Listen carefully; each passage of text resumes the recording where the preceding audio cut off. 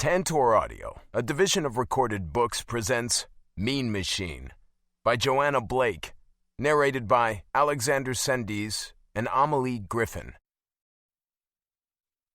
Prologue. Mason. "Boss, you slinging hash again today?" I glared at Shorty. Up at him, actually. Even though I was well over 6 feet tall, Shorty was even taller. I'd mentioned once that his name was ironic, and he just looked at me with a blank expression. The man had no sense of humor, but he was a great short-order cook. I even trusted him to watch over my chili, though he didn't know the ingredients for the spicy secret sauce that we put on just about everything. Yeah, we kept things spicy at my place, the good old mason jar. He gave me a toothy grin, complete with the wooden toothpick he seemed to always have in his mouth. "Another one quit on you, or what?" I gave him a dirty look. I knew what was coming. I didn't want to hear it. "Uh-huh. She fell in love with you, huh?" He chuckled. "They all do." "No, she didn't, and before you ask, I never laid a hand on her." He winked. "Oh, I know. That's why they all fall in love with you, boss." "That's ridiculous. Face it, boss. You might live like a monk, but you do something crazy to the ladies. We haven't had a waitress stick around longer than 6 months since Casey." "It's Cassie now." He nodded, unperturbed. Cassandra was my kid, more or less. I found her on the street in the middle of a thunderstorm, so thin and lost that she'd broken my heart. I'd convinced her I wasn't a creep, and she'd come in out of the rain. One taste of my famous chili, and she'd been hooked. The kid had nowhere to go, no family. She'd been in the foster system. I'd made sure she got her GED and had a roof over her head. She was a good kid. I loved her like a daughter, even though I was only 14 years older than her. And now, not even a decade later, she had her own kid. Life was funny sometimes. Ding! Shorty was staring at me expectantly. "Orders up, boss." I nodded and took the plates. They were hot, and I hissed as they burned my fingers, adjusting my grip.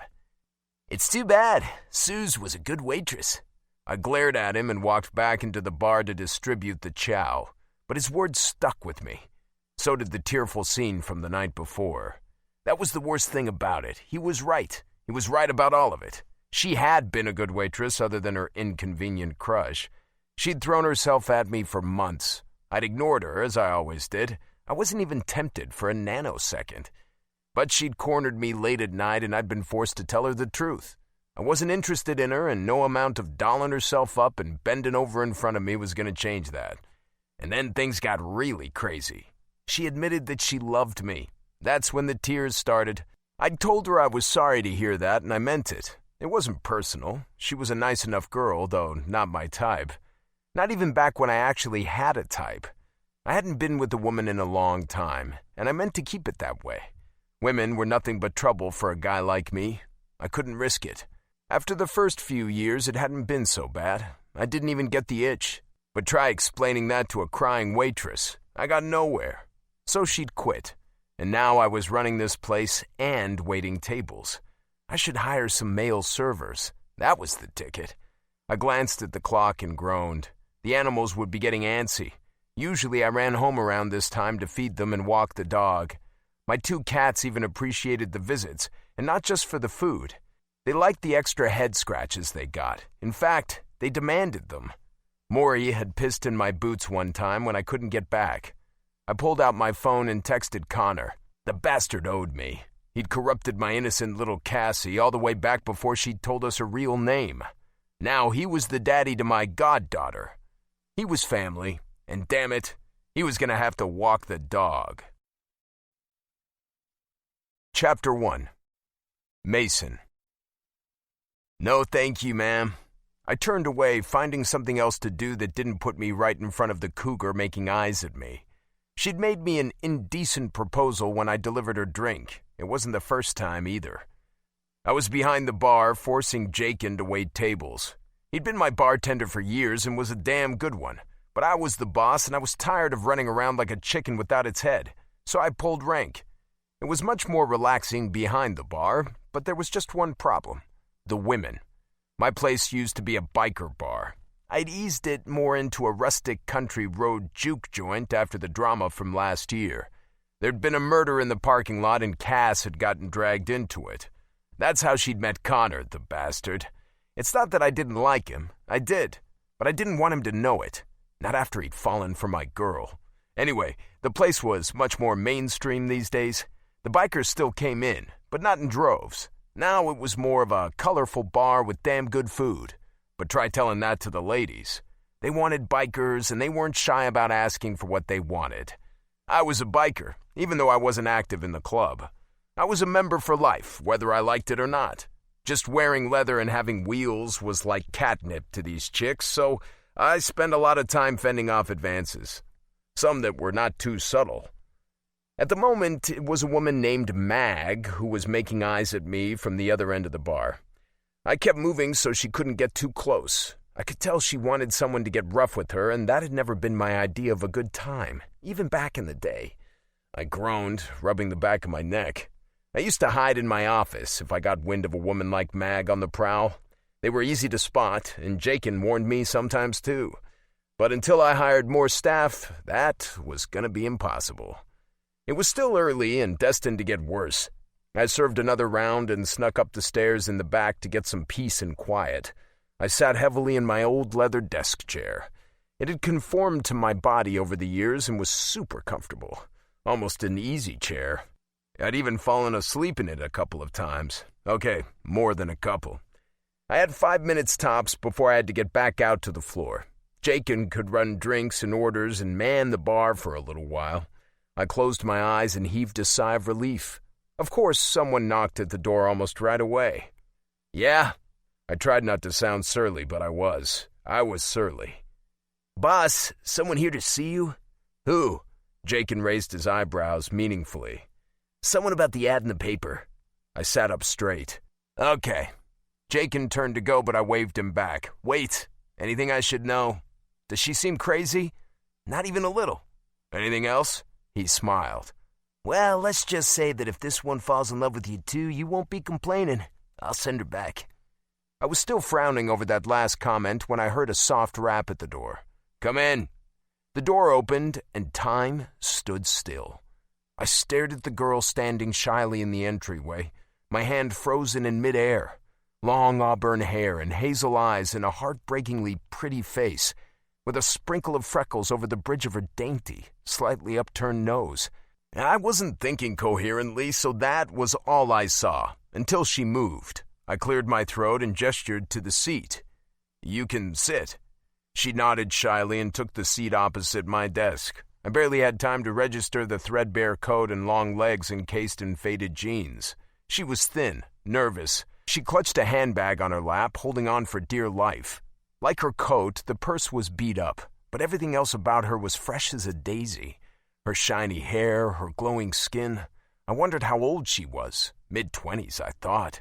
A couple of years older than Cassie. Her clothes had seen better days, but it only made her beauty more obvious.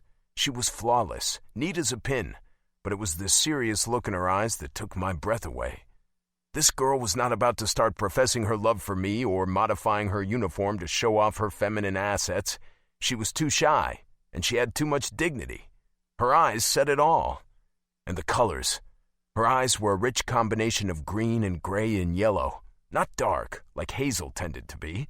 They were bright, lit up like the colors of Mother Nature in all her glory. They actually sparkled. What's your name? Michelle. Her voice was soft and melodious, sweet and feminine and alluring. It did something to me, made me want to lean forward and hang on every word. The name suited her, I thought. Shells were delicate and pretty like her, and she looked like she was the type to take long walks on the beach. I shook my head. I had to focus. She was pretty enough to be in one of those natural beauty commercials, but she was here for a job, not to be gawked at.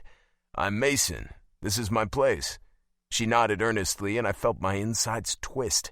I was already trying to figure out a way to let her down easy. I needed a waitress badly, but this girl was trouble. Not only was she too fragile looking for the rough crowd we got sometimes, but she would be a constant distraction to everyone who worked here, especially me. Then again, Cass had handled it. She was a beautiful girl, too, and even a little younger when she worked here. Maybe it wasn't fair to discount her just because the girl seemed so shy.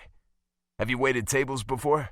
Again, she nodded. Not one for talking then. Maybe that wasn't a bad thing. What kinds of places? A couple of diners, a sports bar, and a chain place. You know, endless bread bowls. I smiled at that. Are they really endless?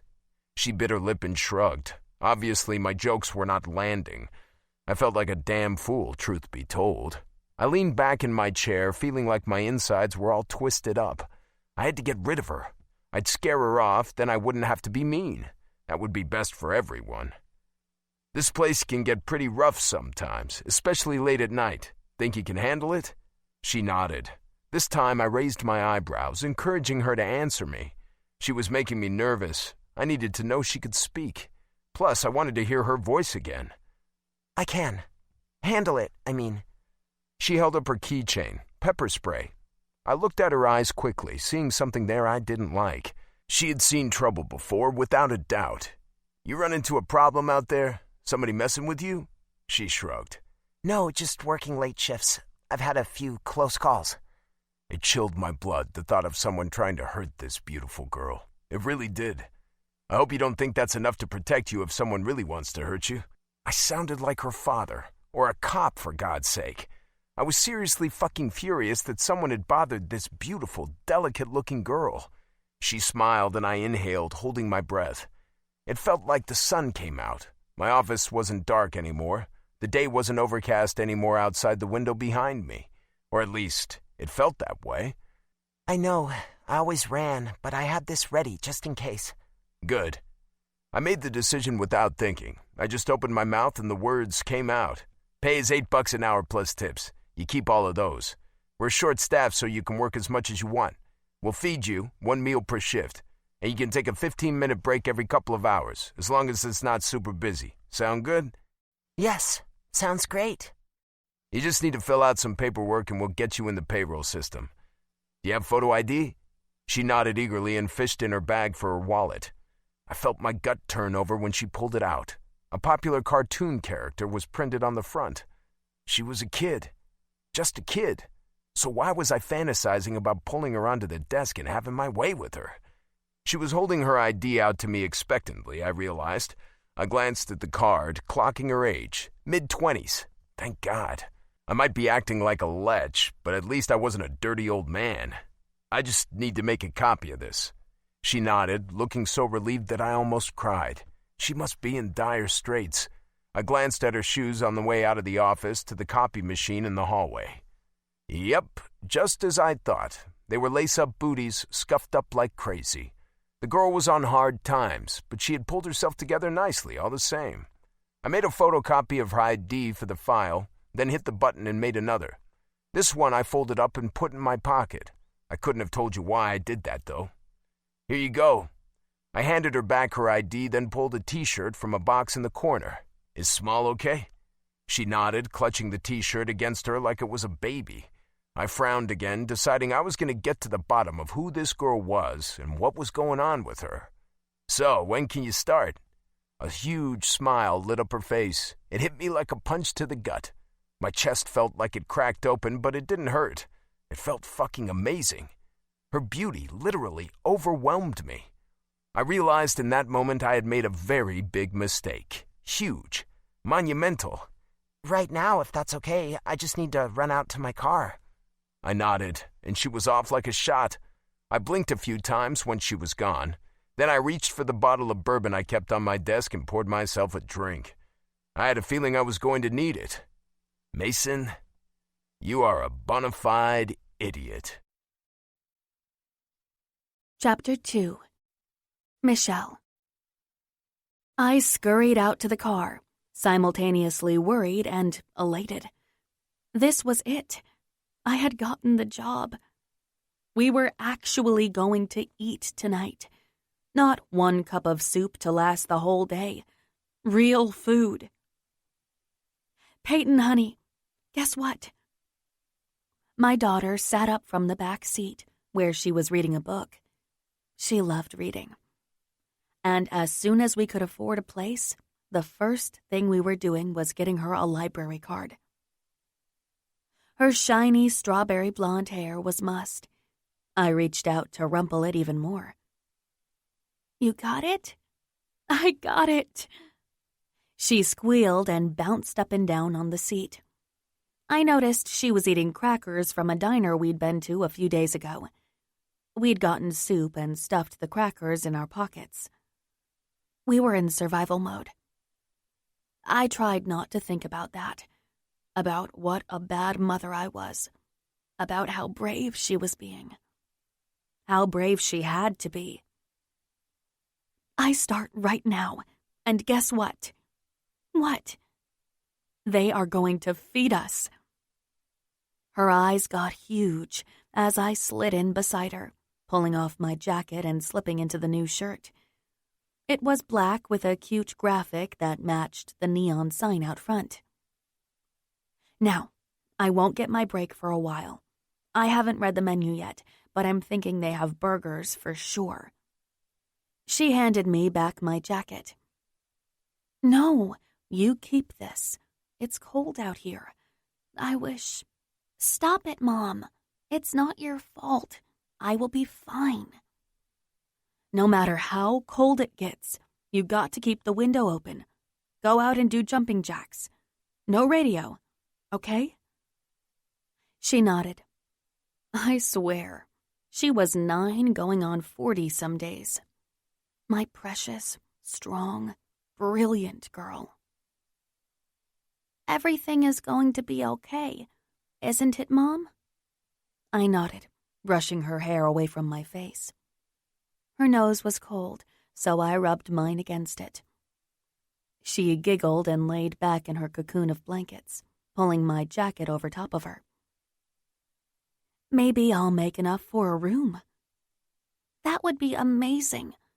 I'm so proud of you, Mom. I tucked my purse on the floor, swiping on some lip gloss and shoving my phone and gloss into my jeans pocket. How do I look? Like a fallen angel. I laughed, blinking back sudden tears. We were going to get through this. We had to. Chapter 3. Mason. I stared out the one-way mirror into the bar. The new girl was down there and she was motoring. I watched her working. I had been for hours, all while getting slowly and progressively more shit-faced. She was a hard worker, I'd give her that. She didn't seem the type to flirt or court confrontation. She was evading all the men who looked at her. And they were all looking at her, especially me. She was the first woman who'd caught my attention in years. Well, not just years either, almost a damn decade. Fucking perfect. She was beautiful. Not just a little bit beautiful either. She was exceptionally beautiful. Never mind the stunning figure that was sinfully wrapped in the t-shirt and jeans she wore. The apron showed off how trim her waist was. I rubbed my jaw, almost wishing she'd kept her ratty coat on. The woman had curves that wouldn't quit, but it was her face that had my mind spinning. Those huge golden green eyes of hers should be illegal. Her pillow lips looked like they were made for kissing and other, more intimate activities. Her cute little upturned nose made her look slightly mischievous, and her chin was just a little bit too determined. But the way it all worked together, it was magical. I stared at her, taking it all in. Her dark reddish hair was pulled back in a ponytail, giving me a perfect view of her profile as she bent over a table. She was utterly focused on what she was doing. Jesus, the woman really looked like an angel. I was in trouble. I knew it without a doubt. I hadn't noticed a woman in so long I'd forgotten how it felt, and I wasn't just noticing little Miss Michelle. I was drooling. A wild animal clawing at the bars of his cage. A fucking beast who wanted to toss her over my shoulder and carry her back to my cave. I forced myself away from the one-way mirror. It was there to watch for trouble when I was upstairs, but right now, I felt like a creep. Usually women threw themselves at me in droves, but this girl hadn't so much as flirted with me. Not even when she was trying to land a job. Meanwhile, here I was, watching her work and having impure thoughts. Very, very impure thoughts. I paced around the office a few times and threw back another glass of bourbon. It was busy down there, and it was hours to closing. I should go home and sleep it off, but I couldn't leave without paying the girl. She looked hungry, down on her luck. And I'd noticed that even while being completely distracted by my cock waking up after a 10-year hibernation. This girl, she was like the damn spring, waking up things that would be better off asleep. Still, I felt protective over her too. Had from the get-go. I wanted to make sure she ate. I decided it was time for a break and stomped down the stairs. Chapter 4. Michelle. What do you want? I whipped my head around, nearly crashing into Mason. The man moved like a cat. I hadn't heard him sneak up behind me, where I was restocking the sides outside the kitchen window. Huh? You've been on for hours already. You must be getting hungry. He stared at me, a stern look on his handsome face. If you work a double, you can have 2 meals, you know, or a meal and a snack. Oh, thank you. Well, I chewed my lip. I had already checked on Peyton twice, even sneaking her out some dinner rolls and butter. I should tell him I'd taken some. I had a few rolls. That's not even a snack. Come on, tell me what you want, and I'll make it myself. You can eat in my office if it's too busy down here. My eyes got wide. I'd rather eat in my car, if that's okay. He looked almost disappointed. That's silly. We have open tables in the back. My office is clean and quiet if you want to get away from the customers. It's okay. I want to check my phone and a few things, and it's all out there. He stared at me. Okay, but the parking lot isn't always the safest spot. Where are you parked? All the way in the back. His frown deepened. My stomach got all tight and rumbly. If he found out I had a kid back there, he would think I was a horrible person. For some reason, I didn't want Mason to think that about me. Or worse, he could fire me. I'll turn the lights on. Go ahead and order from Shorty. I nodded, watching him disappear back into his office. It would have been a nice place to eat, actually. He had heavy old wooded furniture and a couple of nice chairs. There was even an old leather couch that looked cozy. If I knew him better, I would have asked if Peyton could sit up there. At least it wasn't really cold out yet. I'd make sure we had a place before that happened. Not that Peyton ever complained about being cold or hungry, but it was eating me up inside.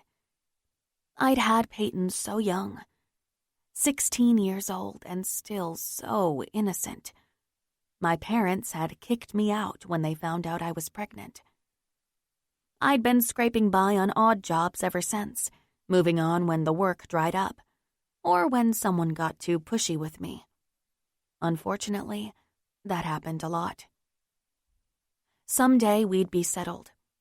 Someday we would be safe. I swore it to myself for the 100th time today. I swore it to God. Peyton deserved it. She deserved everything. What you want, girl? Shorty was a big guy. He should be intimidating, but he was a softie. He'd already made me feel at home. I guess a cheeseburger? A side of steamed veggies? I knew she loved stuffed potatoes, but I wanted the healthiest food I could get, and the most filling. So veggies it was. You got it. I smiled and headed back to the floor to check my tables. I wanted everyone taken care of before I took my break. I snagged a menu for Peyton to look over so we could pick something out together for tomorrow. She'd love that. And, thanks to my tips, we were definitely going to be able to get a motel room tonight. The crowd was kind of rough, but they tipped well. Probably because the clientele were mostly men. But I was grateful, even if the money came with leering looks. We were okay. No more car sleeping. We'd get a hot shower and a good night's sleep. Maybe they'd even have a coffee machine in the room with those pre-made sachets. The jar didn't open till 11, so I knew I could get food during my double shift too. And 2 meals, at least. Plenty for Peyton to fill up on. I'd even take a few bites myself. I asked Jakin for a can of Coke and tucked it into my apron. By the time I got back, the food was ready. Shorty gave me a little styrofoam cup on the side. "Mason's famous chili. See if you like it." I sniffed it and grinned. It smelled amazing.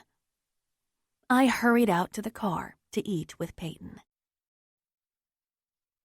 Chapter 5. Mason. I stared at my phone, rubbing my eyes. I tossed and turned all night. Not because I was thinking about Michelle, because I was trying not to think about her and failing.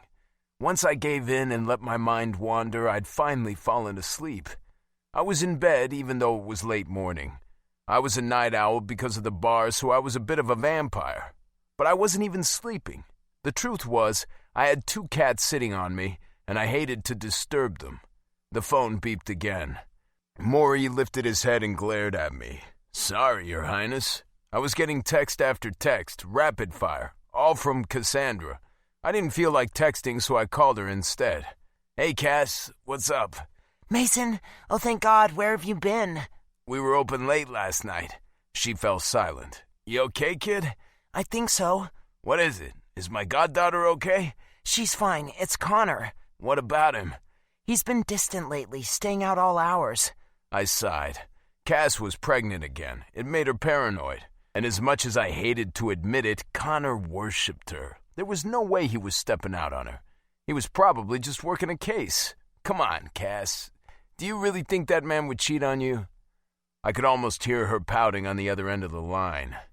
No. And? He knows you would chop him up and barbecue him if he did. Exactly. The man loves you. He has never been much of a ladies' man, even before you. Humph. I chuckled, imagining her with her big belly and an obstinate look on her face.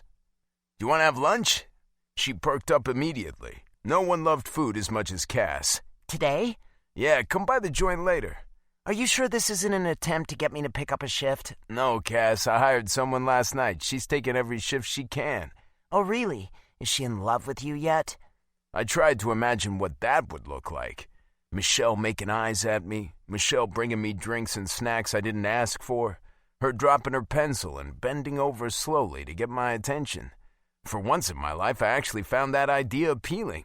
No, she's not like that. Like what? She's not frivolous. Oh. I could hear the smile in her voice. I scowled in response. What does that mean? Nothing. I'll see you at 1. Drive safe. She hung up and I sighed. It was time to extricate myself from the small, warm, somewhat dangerous creatures draped all over me. They did this every year when it started getting cold outside, but I knew they would forgive me when I opened their food can. Sorry, guys. They both gave me dirty looks, but were soon trotting after me to the kitchen, where another hungry mouth was waiting.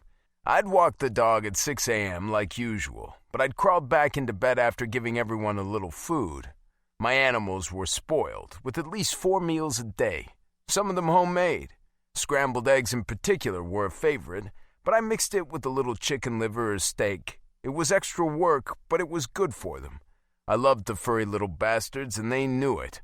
They coiled around my legs as I prepped another meal. A half hour later, everyone was walked, petted, and fed. I was clean and showered. I'd even trimmed my beard and put some of that gooey styling stuff Cass got me in my hair. I held a shirt up against my chest. I could go with the typical black t-shirt under my leather jacket or with a button down. I had a few, even a couple flannels. This was embarrassing. I was a grown man. I frowned, deciding to blame Cass for this situation.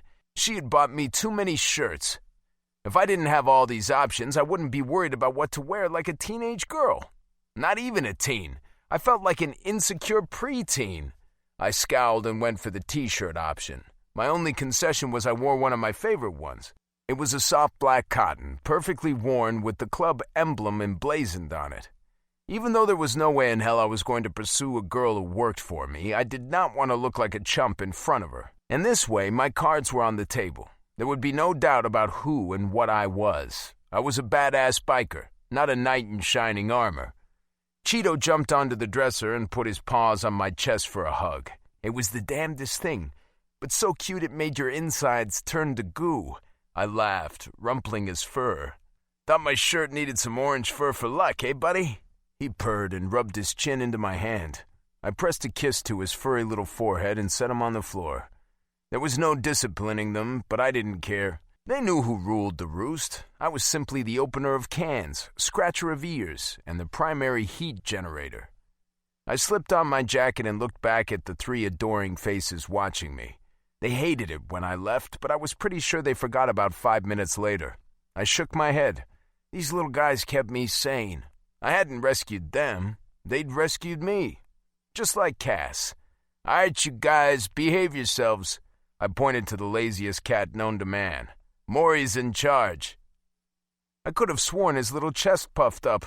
The dog looked dejected. I was smiling when I left. It was warm and sunny outside, despite the changing seasons. I felt inexplicably upbeat. It had nothing to do with the beautiful girl who would be waiting when I got to the jar to open up. Nothing at all. Since I didn't have a pot of chili with me for once, I decided to ride. Chapter 6. Michelle. The rumbling motor alerted me that we had company. Duck your head, sweetie. Peyton flopped down against the back seat.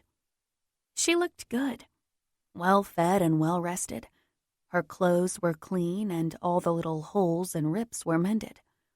All our clothes were like that, but it didn't matter. Things were finally turning around for us.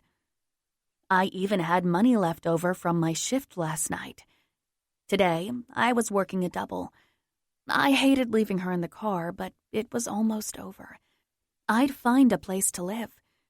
This nightmare would be over at last. After the last town ended with a black eye, I'd panicked. I'd cut and run, leaving behind a somewhat stable job and our security deposit. But when your landlord got rough after you turned down sex with him, there really wasn't another option. He'd been pestering me since we moved in, despite being married. I felt sick every time I thought about how persistent he had been, and how angry he'd gotten. It wasn't safe, so we'd left, hit the road, and looked for a new job. But I hadn't found one. We tried town after town. Our funds dwindled rapidly, and then we'd ended up with nothing. Nothing except the car and just enough money for one more tank of gas. Gas to take us down the coast towards warmer weather. We'd been living on soup and crackers and sleeping in the car for almost 2 weeks. And then we'd found this place. I'd seen the ad in one of the free newspapers they left outside grocery stores. Mason had literally saved our lives. I'd gotten good at reading people, and I could tell he was a decent human being. On top of being so damn sexy, it was hard to ignore. A little rough around the edges, but a good man. I blushed a bit. It didn't hurt that he had beautiful, kind eyes and muscles bulging out of his leather jacket and worn-in jeans. And lordy, did he look good on that bike of his. So I was smiling when I waved to him and walked up to wait while he unlocked the door. He gave me a distracted look and a curt smile. I tried not to stare as he messed around with the keys. Good morning. Shut up, Shell. You sound like an idiot. He grunted good morning and swung the door open. It's such a nice day. Shut up, shut up, shut up. I bit my lip to keep myself from blathering like a fool, even though I clearly was a fool for even thinking about him as anything other than the boss and the man who was saving our lives. He held the door open for me, I skittered past him, feeling suddenly self-conscious. I caught a whiff of something as I went past. Mason smelled like the woods. No, it was better than that. He smelled like a campfire in the middle of a huge forest of pines, rugged and warm and manly. I sighed to myself, realizing I definitely had a crush on my boss. Not smart, Shell. Not smart at all. I got busy setting up. I took down the chairs, startled when Mason started doing it with me. He shrugged at my inquisitive glance. "Best part of the day." I smiled at his answer. I knew what he meant. "It's so quiet." "If only it didn't smell like mop water." "Candles." "Huh?" "Beeswax candles. They emit negative ions. It cleans up the air." He was staring at me, a chair in his big hands. No wonder he was staring. I was babbling, and I sounded like an idiot. Again. But since my kid had mild asthma, I knew a lot about cheap ways of improving air quality. "Candles would be dangerous in a place like this." "Not if you put them away before everyone came." "Huh. Interesting." He finally put the chair down, moving to the next. "Beeswax, huh? Isn't that pricey?" "Not as much as you think. It really helps. They last a lot longer than paraffin, too." He shook his head, taking down the last of the chairs. "You learn something new every day." I shrugged and went to get a rag to wipe everything down. "Didn't you do that last night?" "Oh." I fidgeted nervously. "I guess I did. It's no bother, though." He was staring at me while I squeezed the rag nervously in my hands. "Suit yourself." Shorty and Jakin came in while I was wiping down the bar. Mason had disappeared into his office. He poked his head out of the back and called to me. "You can eat something now if you want. Lunch can get kind of busy. Shorty makes great eggs." I nodded. That would be perfect. Peyton had ate well last night, but getting her something now would really take the edge off. "Thank you. That would be great." I hurried to the back. Shorty smiled at me. "Glad we didn't scare you off. What'll you have?" Mason said something about eggs. "You got it. I make killer hash browns, too. You want?" I nodded eagerly, and again when he mentioned toast. I opened my mouth to tell him I wanted it to go, but he beat me to it. "Let me guess. You want to eat in your car, right?" "Thanks, Shorty." Mason was right. Lunch did get busy. And the crowd was different than it had been last night. Locals and bikers, yes, but also a group of businessmen and a couple of families with small kids. I was motoring, not starving for once, even though I'd given Peyton most of the food again. I had so much to make up for, but I would do it, damn it. All I needed was a few bites anyway. Peyton was happy as a clam, with her belly full of food and her favorite book on her lap. It was even warm enough to keep the windows open. And she said she liked looking at the field that opened up just past the line of trees out back. I still worried, of course. I'd been worrying about her since the moment that little line turned blue. But things were looking up. For the first time in a long time, I was happy. Until she walked in. A gorgeous brunette with glowing skin, luxurious hair, and a huge belly. A huge, pregnant belly. How she looked so good so late in the game was beyond me. I'd been swollen and miserable in the last trimester. But this girl looked like she was a model. Not the gawky, odd-looking fashion model type, the kind that sold shampoo or expensive jewelry. She was stunning. And she walked right into Mason's arms. He held her tight and pressed a kiss to her forehead. I couldn't help it. I might have only known him for 2 days, but I felt something fierce and unwelcome in my belly. Jealousy. He showed her to a table and started waiting on her hand and foot. I knew it was none of my damn business that Mason had a woman and was about to become a daddy. That was nice. That was how it should be. But I didn't like it all the same. And then he waved me over. I grit my teeth and walked towards the smiling young woman. Wouldn't you know it? She hugged me, too. You are a lifesaver. I am?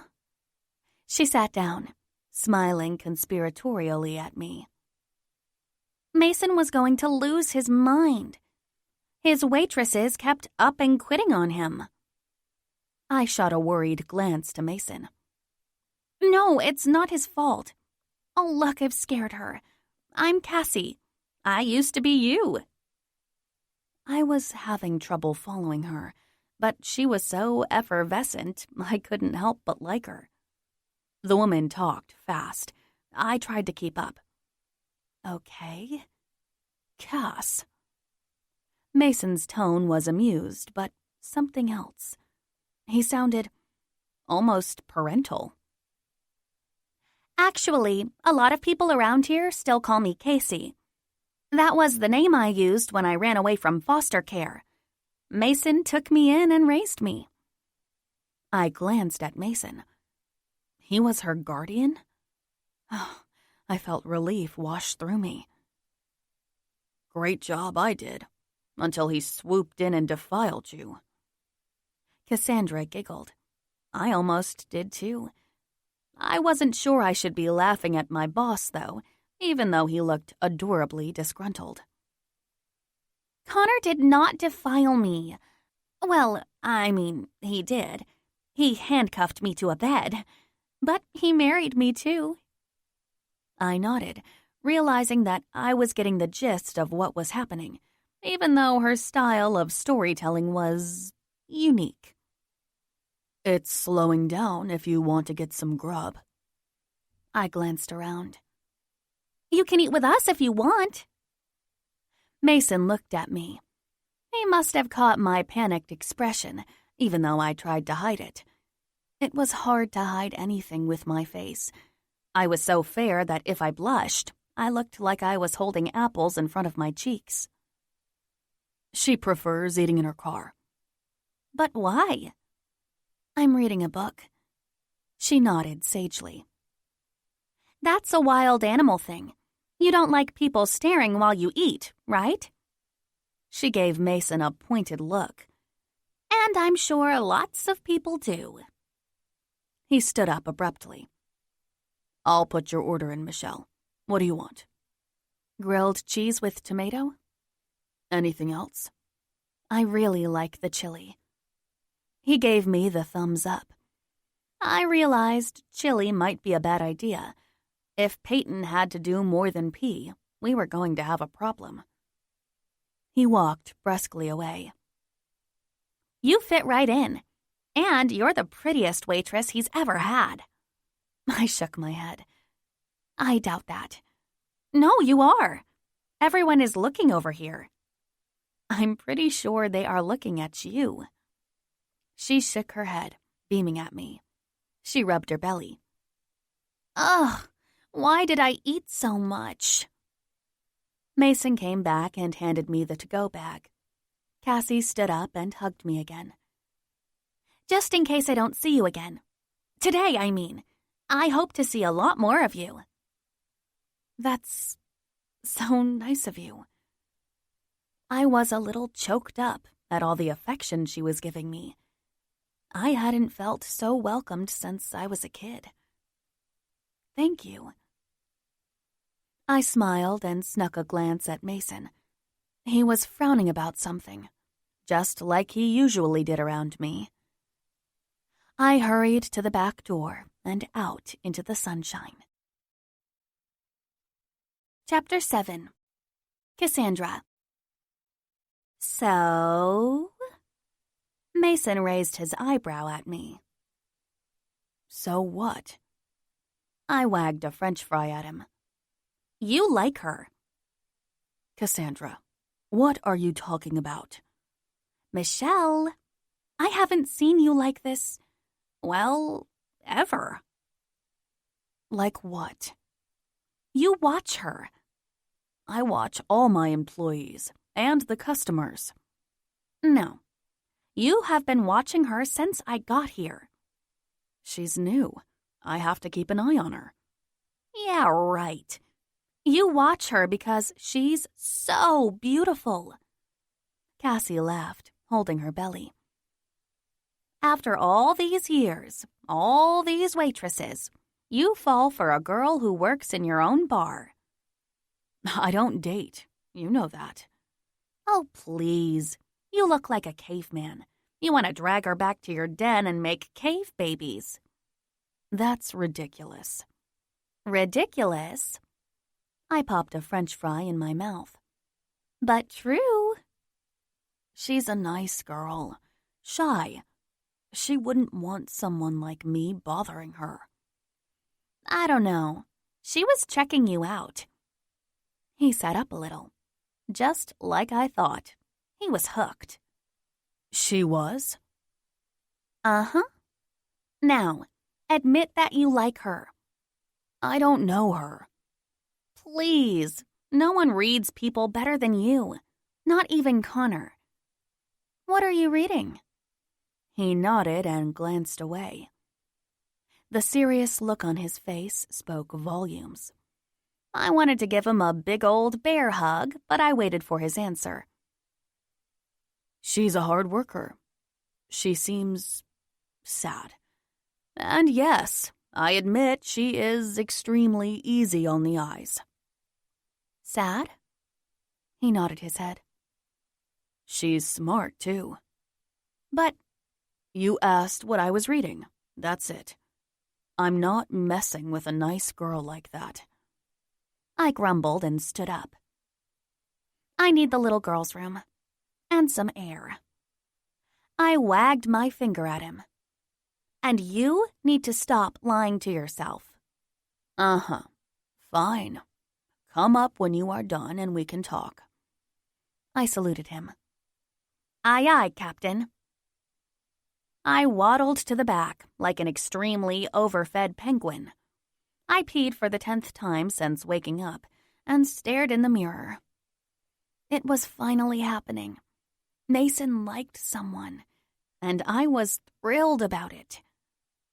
I decided to take a look in the parking lot. Maybe I could see what Michelle was reading, feed Mason some information. And for once, I was not thinking about my husband and the odd hours he'd been keeping. I looked around until I saw it. A beat-up hatchback parked as far away from the bar as humanly possible. I walked towards it with a smile on my face. I wanted to know more about the new girl. I wanted to make sure she was good enough for Mason. My instincts said she was, but I was protective of him, and I wasn't going to let a little thing like being 8 months pregnant stop me. I was less than 5 feet away when I heard it. A little girl laughing. Michelle was in the back seat with a pretty little girl. Strawberry blonde. Cute little nose and wide lips. Other than the light hair, she looked just like her mother. Michelle turned to look at me in that moment. She froze, looking horrified. I turned around and started waddling back towards the bar. I didn't get far. I heard the car door open and footsteps running after me. Don't tell him, please. Michelle's hand on my arm brought me to a stop. So did the raw pain in her voice. Why not? I need this job. Mace wouldn't fire you for having a kid. That's nuts. I don't think he'd approve of leaving her in your car, though. As soon as we get a place, it won't be an issue. Get a place? Where are you living? Her mouth was closed tight. She wasn't talking.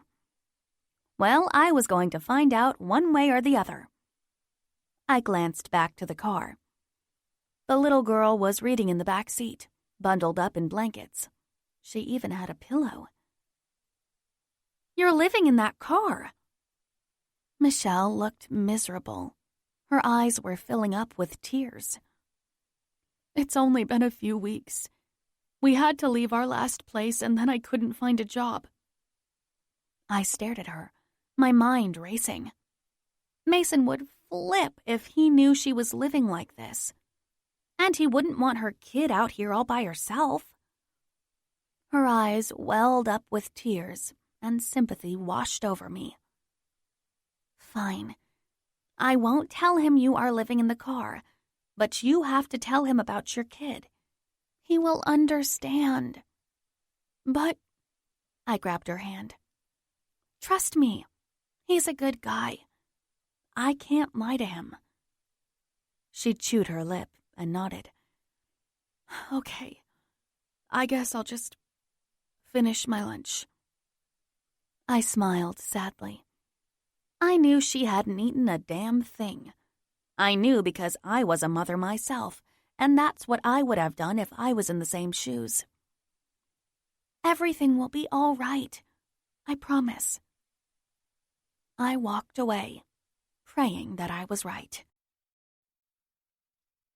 Chapter 8. Mason. A kid? Cassie nodded. I knew she wanted to talk about Connor, and I was too shocked to do more than repeat myself over and over. She's proud, Mace. She's really been through something. Please don't be mad at her. Cassie wasn't telling me everything I could tell. I'm not mad, So there was a kid out there all night last night? Damn. Yes, and I don't think... What? Well, I don't think Michelle actually ate any of that lunch. I stared at her. Of course, she was feeding her kid. I felt something inside me break a little bit at the thought. Damn it. Cass exhaled. I know. She hesitated. Did she leave an address on her paperwork? I frowned. No, why? She shook her head, looking worried. No reason. Okay, you want to stick around and talk? We never got to. She shook her head. I'll just ask him. These hormones are making me crazy. I think that's a good call. I walked her to her car and kissed her cheek. Then I ran back inside and grabbed some highlighters and permanent markers and walked all the way to the back. Michelle was sitting in the driver's seat of her rickety-looking old car with the door open, looking just about heartbroken. The girl had the weight of the world on those delicate shoulders. Damn it.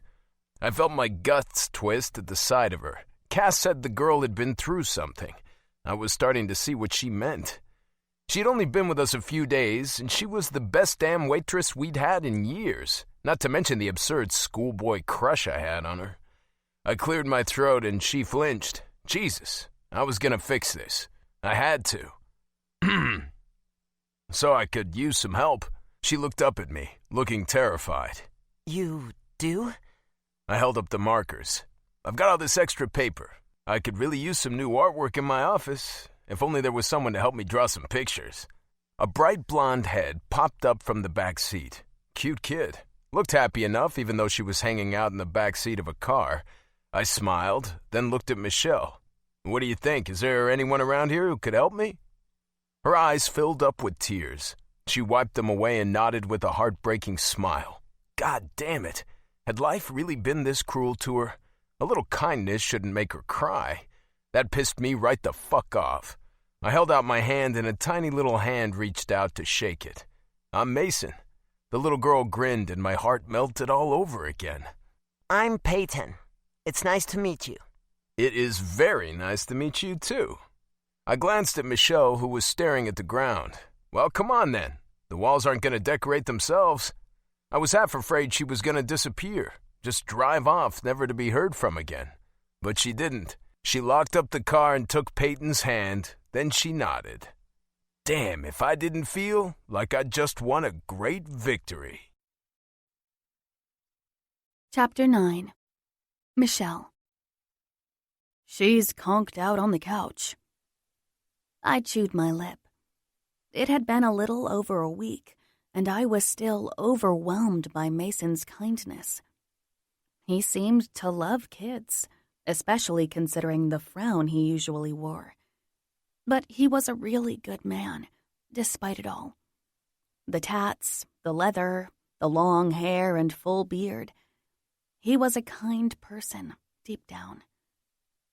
The older bad boy I'd had a crush on had turned into a regular knight in shining armor.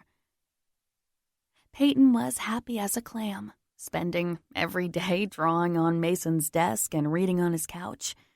Mason even bought real crayons for her. I'd checked on her constantly throughout the day. Mason went so far as hanging out down here so she could have the room to herself. Though I noticed that he checked on her quite a bit too. And the food.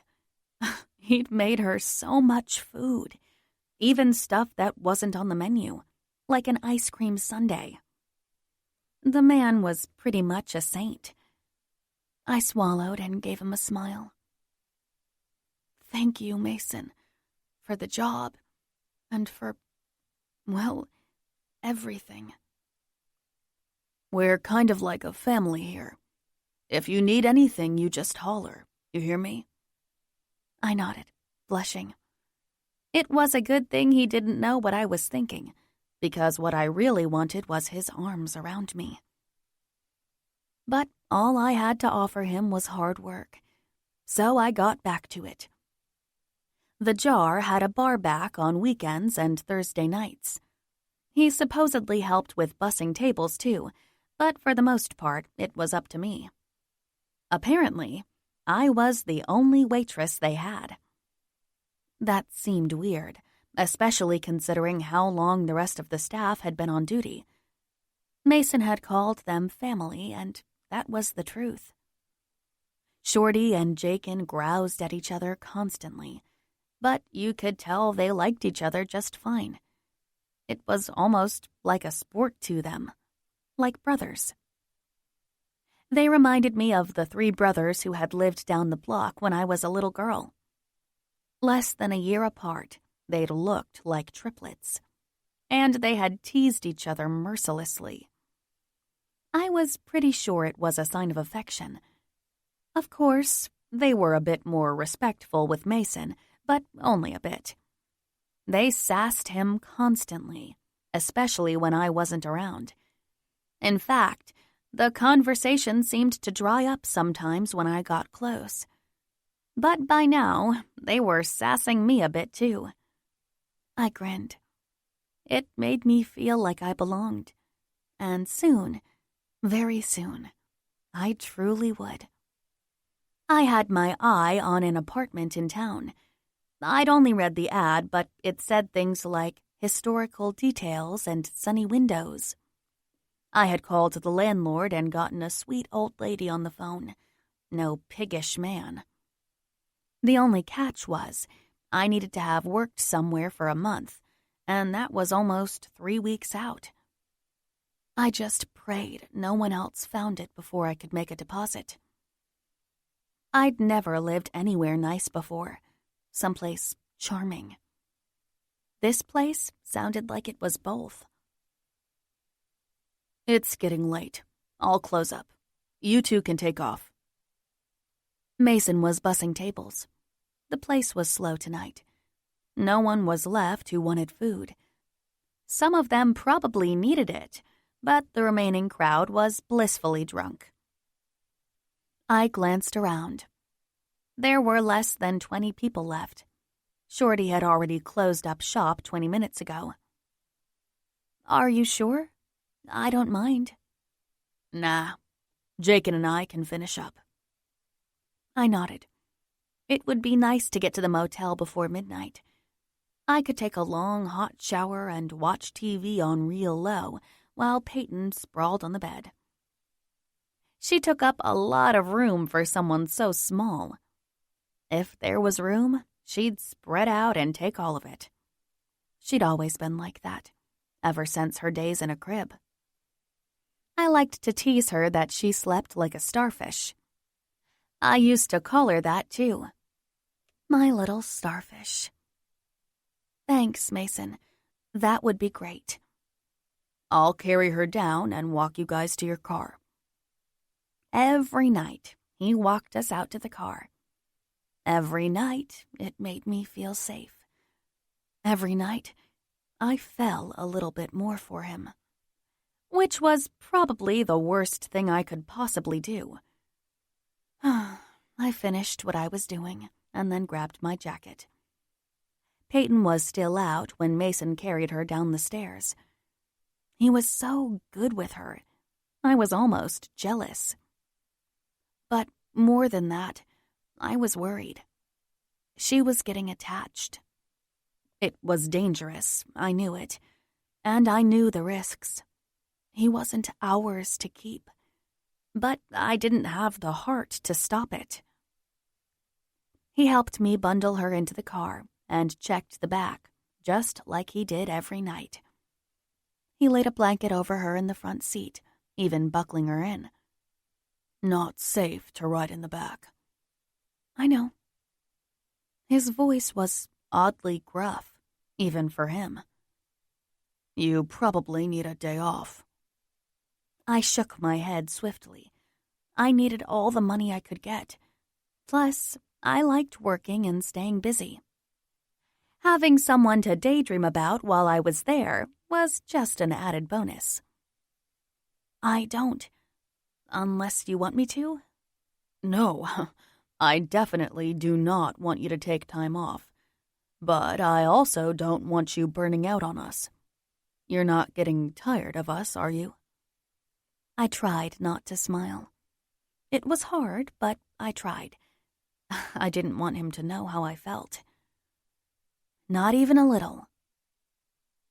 Then it happened. If I had blinked, I would have missed it. Bright white teeth shone in the darkness for a split second. Mason smiled. I nearly swooned. He was extremely good-looking, in a rugged sort of way. But when he smiled, it was a whole other level. The man was beautiful. Rough, craggy, and so handsome, I forgot to breathe for a second. Well, have a good night then. I guess we'll be seeing you tomorrow. Yes, you will. He stood in the dark and watched us drive off. Chapter 10. Mason. I stared at the rows and rows of coloring books. Some of them were too advanced, with intricate designs made for adults and big kids. Others were clearly meant to be scribbled on indiscriminately. But Peyton, she was somewhere in the middle. A smart and sensitive little girl, friendly but wary, and she seemed just a little bit sad, just like her mother. Damn if it didn't bring out my protective streak with a vengeance. Michelle was on my mind constantly. I'd finally stopped fighting it.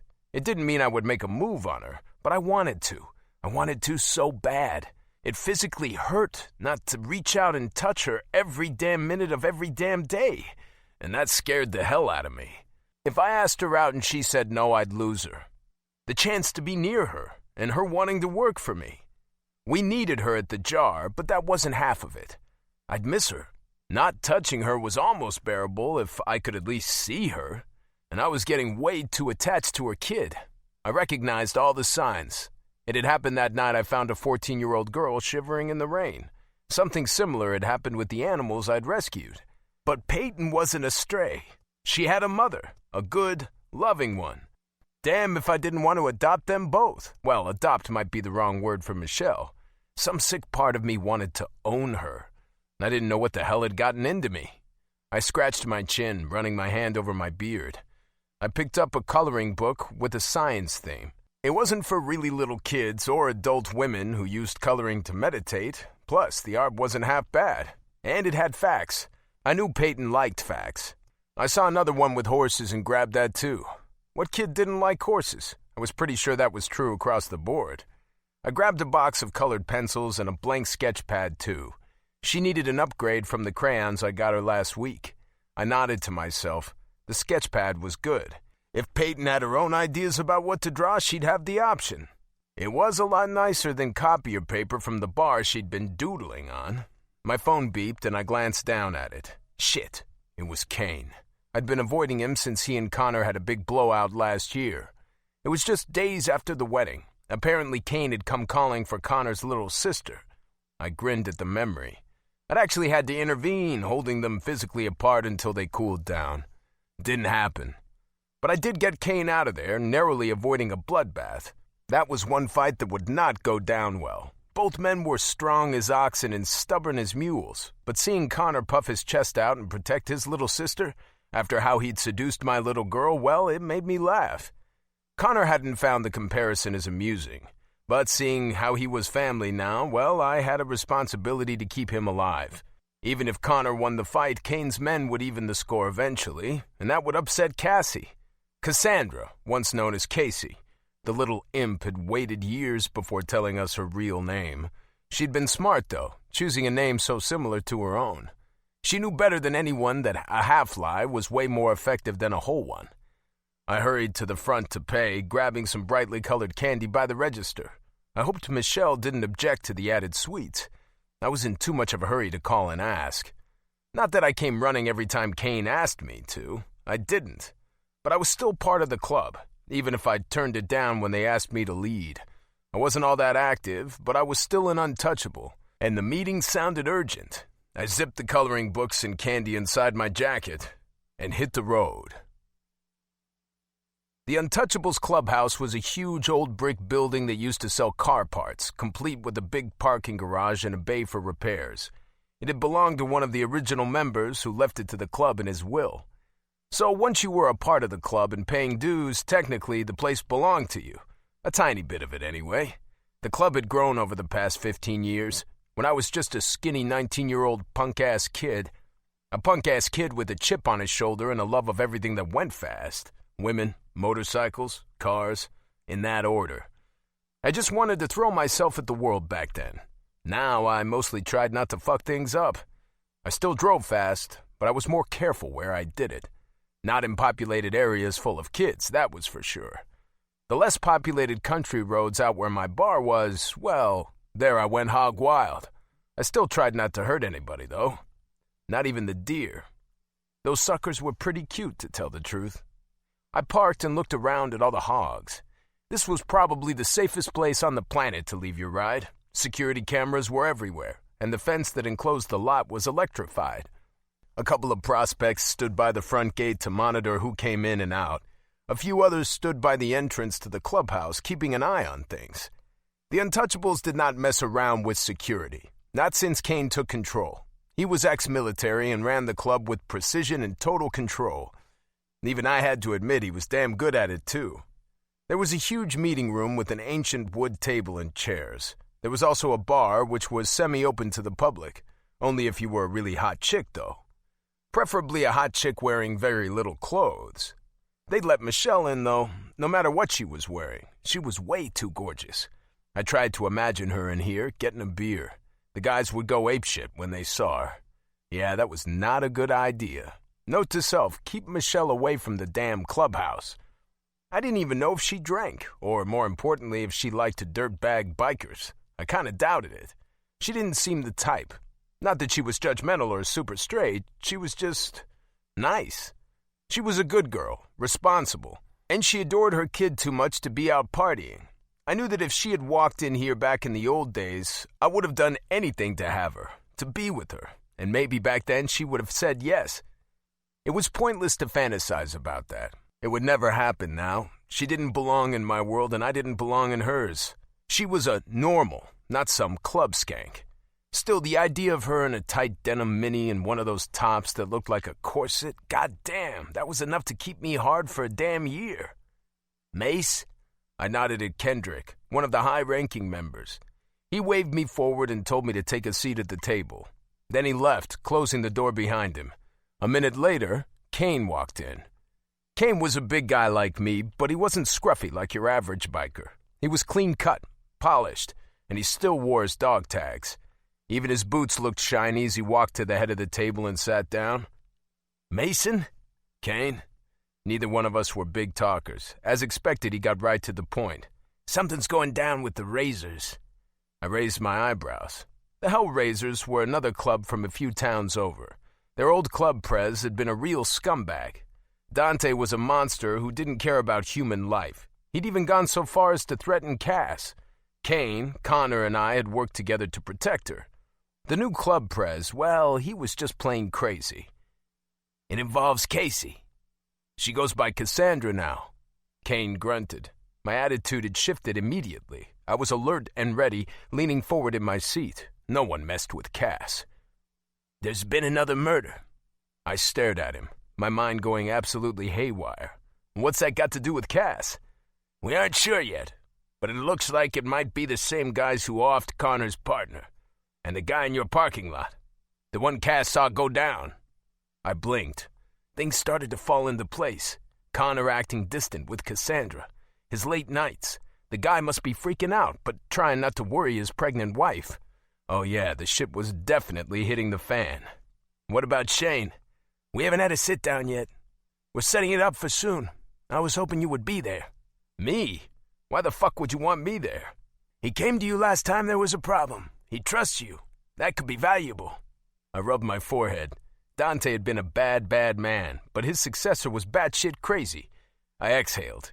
At least I knew Shane didn't threaten little girls, though. Right. Okay, man, so who bit it? I saw his fingers clench. One of the Razors. And his landlord, who had piss-poor timing. Looks like he walked in on it and got the royal treatment. Jesus, same M.O.? To a T. Even the landlord? Yeah, poor bastard. Fuck. The last murder had been brutal. Not just a regular killing, for drugs or money. It had been drawn out to cause as much pain as possible. They'd even cut out the man's tongue. They'd set the guy on fire. It was gruesome stuff, and my first thought was that I had to keep it out of the jar. I couldn't let Michelle or her kid be exposed to it. Come to the meeting. I stared at him, my jaw ticking. Fine. Not at the jar, though. Why not? It's neutral territory. No, it's not. It's my place, and I don't want to expose my staff to any danger. Kane cracked the barest semblance of a smile. For him, that was saying something. Heard you got a real pretty new waitress over there. What? My hackles were up again, just like when he'd mentioned Cass. He shrugged. The guys won't shut up about her. You know I don't give a shit about that stuff. I know what I want. I can wait. I nodded, instantly relaxing. I didn't love that the guys were talking about Michelle, but it didn't surprise me. More importantly, Kane wasn't after her. The truth was, Kane barely even acknowledged women on most days. I'm sure he used to have a woman now and then, but it was hard to say. Not since he met Kelly, that was for sure. People talked and I listened, whether I wanted to or not. Casual sex definitely wasn't a priority for him, which was part of the reason his reaction to Connor's sister Kelly had been so hilarious. I kept hoping that something would come of it, but so far I hadn't heard a word. Talk to Connor, too. See if he knows anything. I shook my head. I can ask, but he won't tell. He's way too straight-laced. I cocked an eyebrow at Kane's stormy expression. Kinda like you. You should talk to him. That wouldn't go down well. I cracked a smile. You afraid to piss him off? Kane growled at me a little and I laughed. I knew he wanted to go out with Connor's sister. He was trying not to make things worse than they were. Maybe Kane was in deeper than I thought. Don't go there. Okay, man, I'll do what I can. He was still glaring at me for cracking a joke at his expense, but I didn't care. He nodded and I stood up. Good. I whistled as I walked out. Not that I wasn't concerned, I was. But I was one of the only people who could push Kane's buttons and get away with it. It gave me great joy, even under the circumstances. The truth was, I was worried as fuck about what he'd told me. Not for my own safety, but for those I had sworn to protect. Michelle, Peyton, and of course Cass and my goddaughter Daniela were at the top of the list. Even Connor was on there, though I would never admit it. Hell, they were the list, the people I cared about most in the world. I didn't even think twice about the new additions to the list. Michelle and Peyton mattered to me. Didn't matter that I'd only known them a couple of weeks. They were written in indelible ink on my battered old heart, and they were staying. I had to look out for my girls. Chapter 11. Michelle. I rubbed my neck with one hand while I bent forward, clearing the empty beer mugs from the table. The jar was rowdy tonight. The crowd was full of bikers and the party hadn't slowed down yet, and it was nearing 1 a.m. The kitchen was still open, too. I was tired, but I didn't slow down for a second. It was worth the extra tips I was getting, and Mason was helping out, running food out to tables when I got slammed. I bussed the table, then ran back to clear another table. There were people at this one, but they needed room for fresh beer. They were drinking a hell of a lot of beer. But they were tipping to match, so I pasted a smile on my face and ignored the stares. I'd never been called honey or sweetie so much in my life. "You all right? You can go home, you know." Mason looked worried. "In fact, I insist you do. It's about to tip over to anarchy." It does feel different tonight. Mason shook his head. "There's been some serious stuff going on with the local MCs. Just be on your toes, all right?" Okay. I'll just make one more pass with the checks. "I'll get Sleeping Beauty. Do not go outside without me." Thanks, Mason. I gave him a shy smile and returned to my tables, fetching a couple of pitchers of beer and handing out the checks. That's when I felt it. A hand closed over my ass, grabbing and squeezing. A big, hot hand. I squealed and jumped a foot in the air. You got a great ass, sweetheart." Let go of me! I turned around to see who was manhandling me, just as thunderous footsteps echoed throughout the bar. A man with broad shoulders and a look of pure fury on his face. Mason was coming.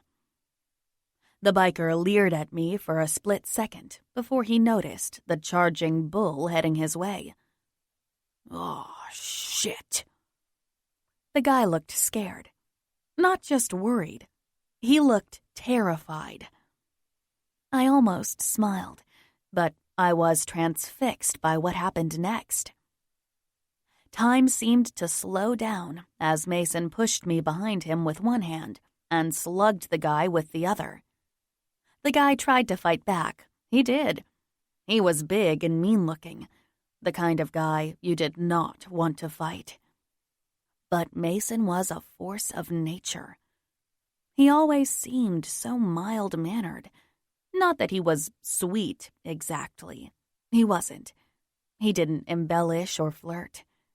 He was just good. And right now, he was good at mopping up the floor with the cretin who'd grabbed my ass. Mason had taken less than 2 hits. The other guy was bleeding profusely, rocking back and forth on his feet with each hit. I realized Mason was holding him up while he beat him. The guy would have fallen if not. Finally, Mason stopped, grabbing the guy's shirt and yanking him in close. "Which hand?" "What?" The guy's mouth was swollen, and I was pretty sure he'd have 2 black eyes and need some serious dental work. But Mason wasn't done with him yet. I knew it in my gut. Something bad was about to happen. "Which hand did you touch her with?"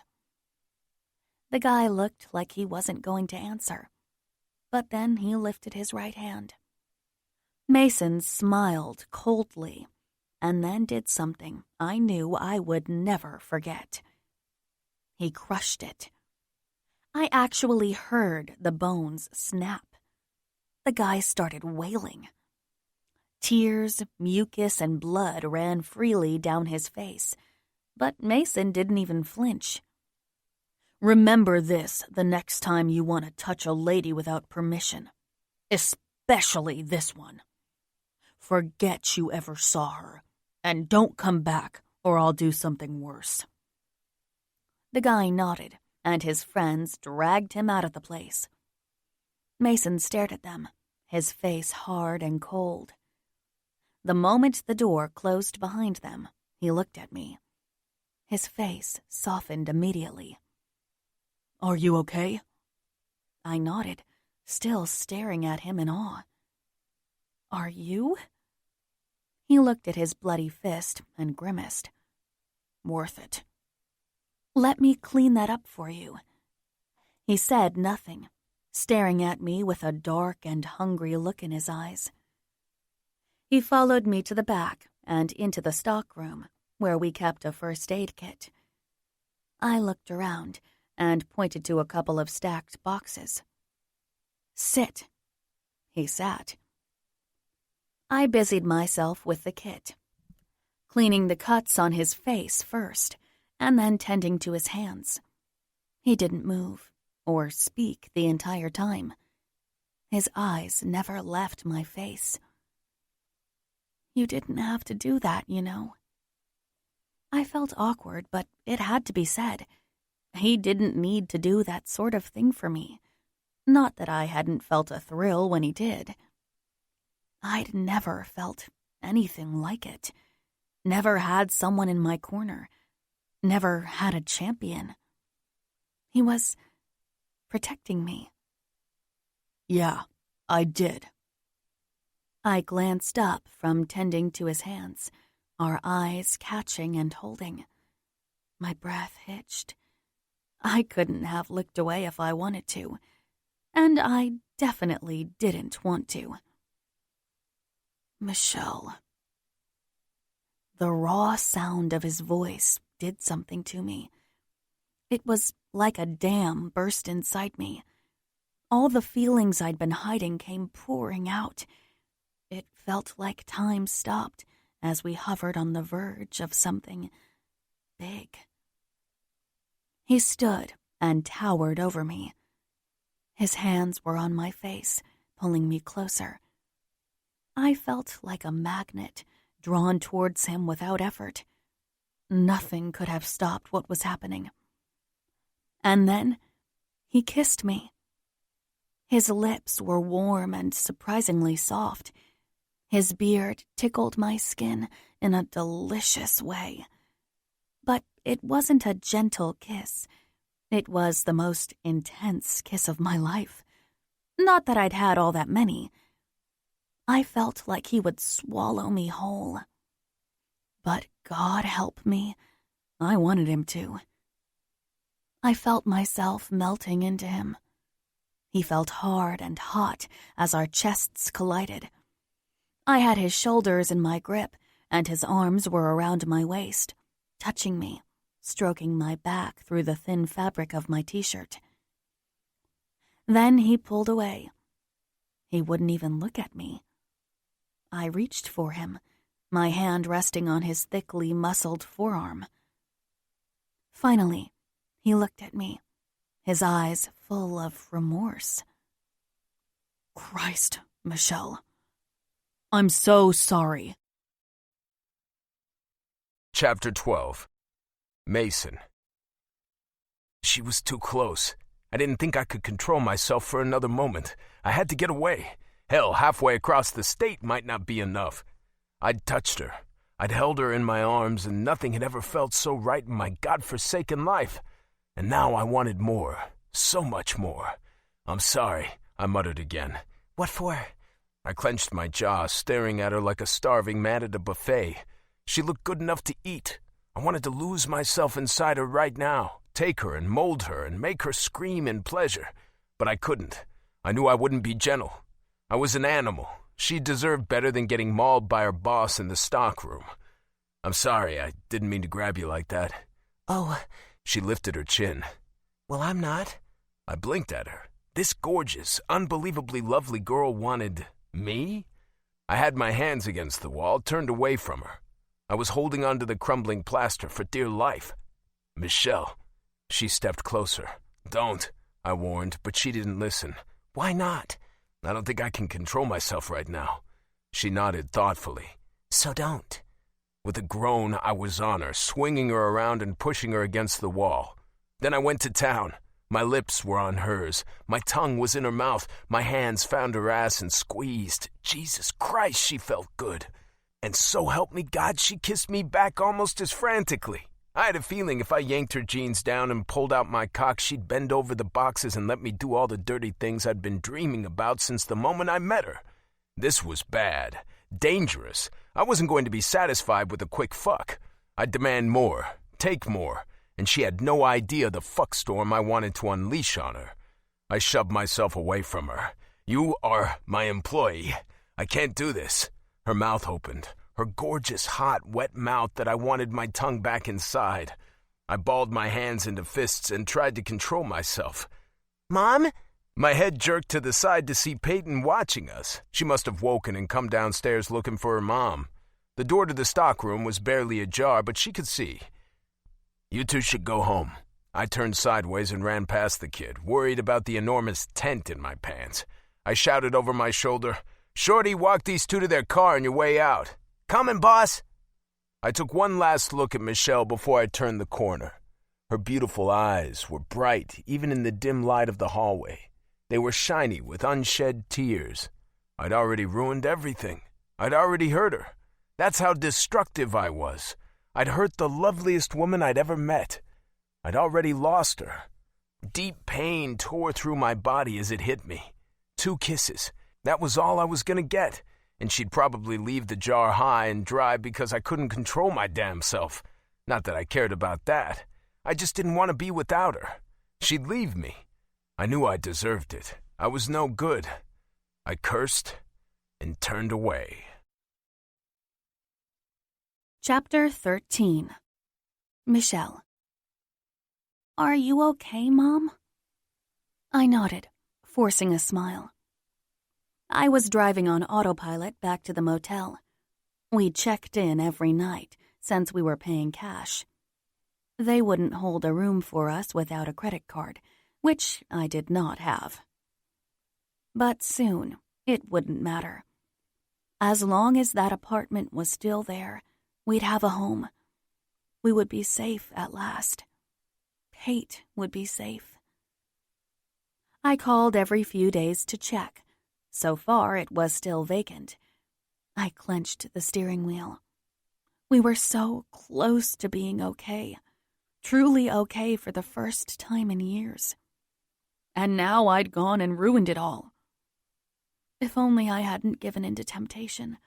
If only I hadn't kissed Mason. The man was my boss. I was sure he had his pick of women. I was just one of many. I'd acted like a tramp, embarrassed myself. I'd practically begged him to keep going. But he had stopped it. He hadn't wanted me. At least now I knew there was no hope. I forced my hands to relax. We were almost there. I could take a long shower and lick my wounds. Mason had not been mean. This was worse, though. He just didn't feel the way I did. And now I was stuck here, wanting him and knowing he didn't feel the same. He probably felt sorry for me. The sad little waitress with holes in her shoes and the kid with no daddy. He probably thought I was homely, pathetic, weak. I wiped a tear off my cheek.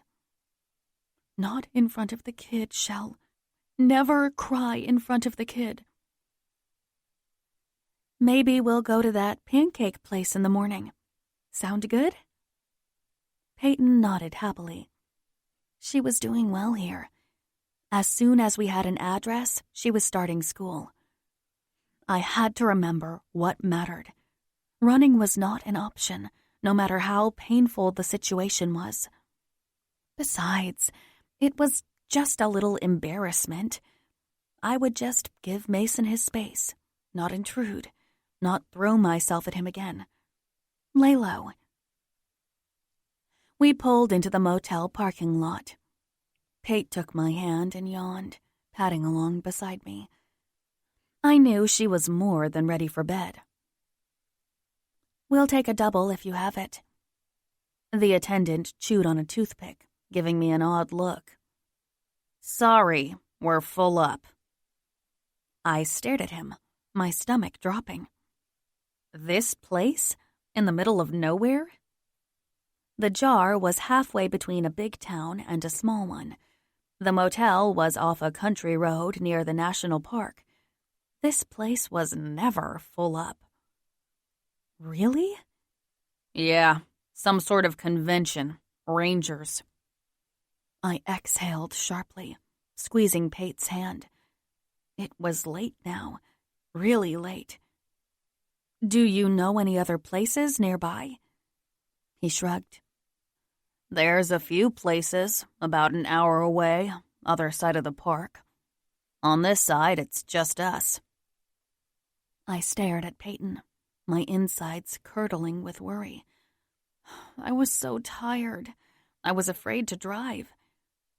With a sinking feeling in my gut, I realized sleeping in the car was probably the safest thing to do.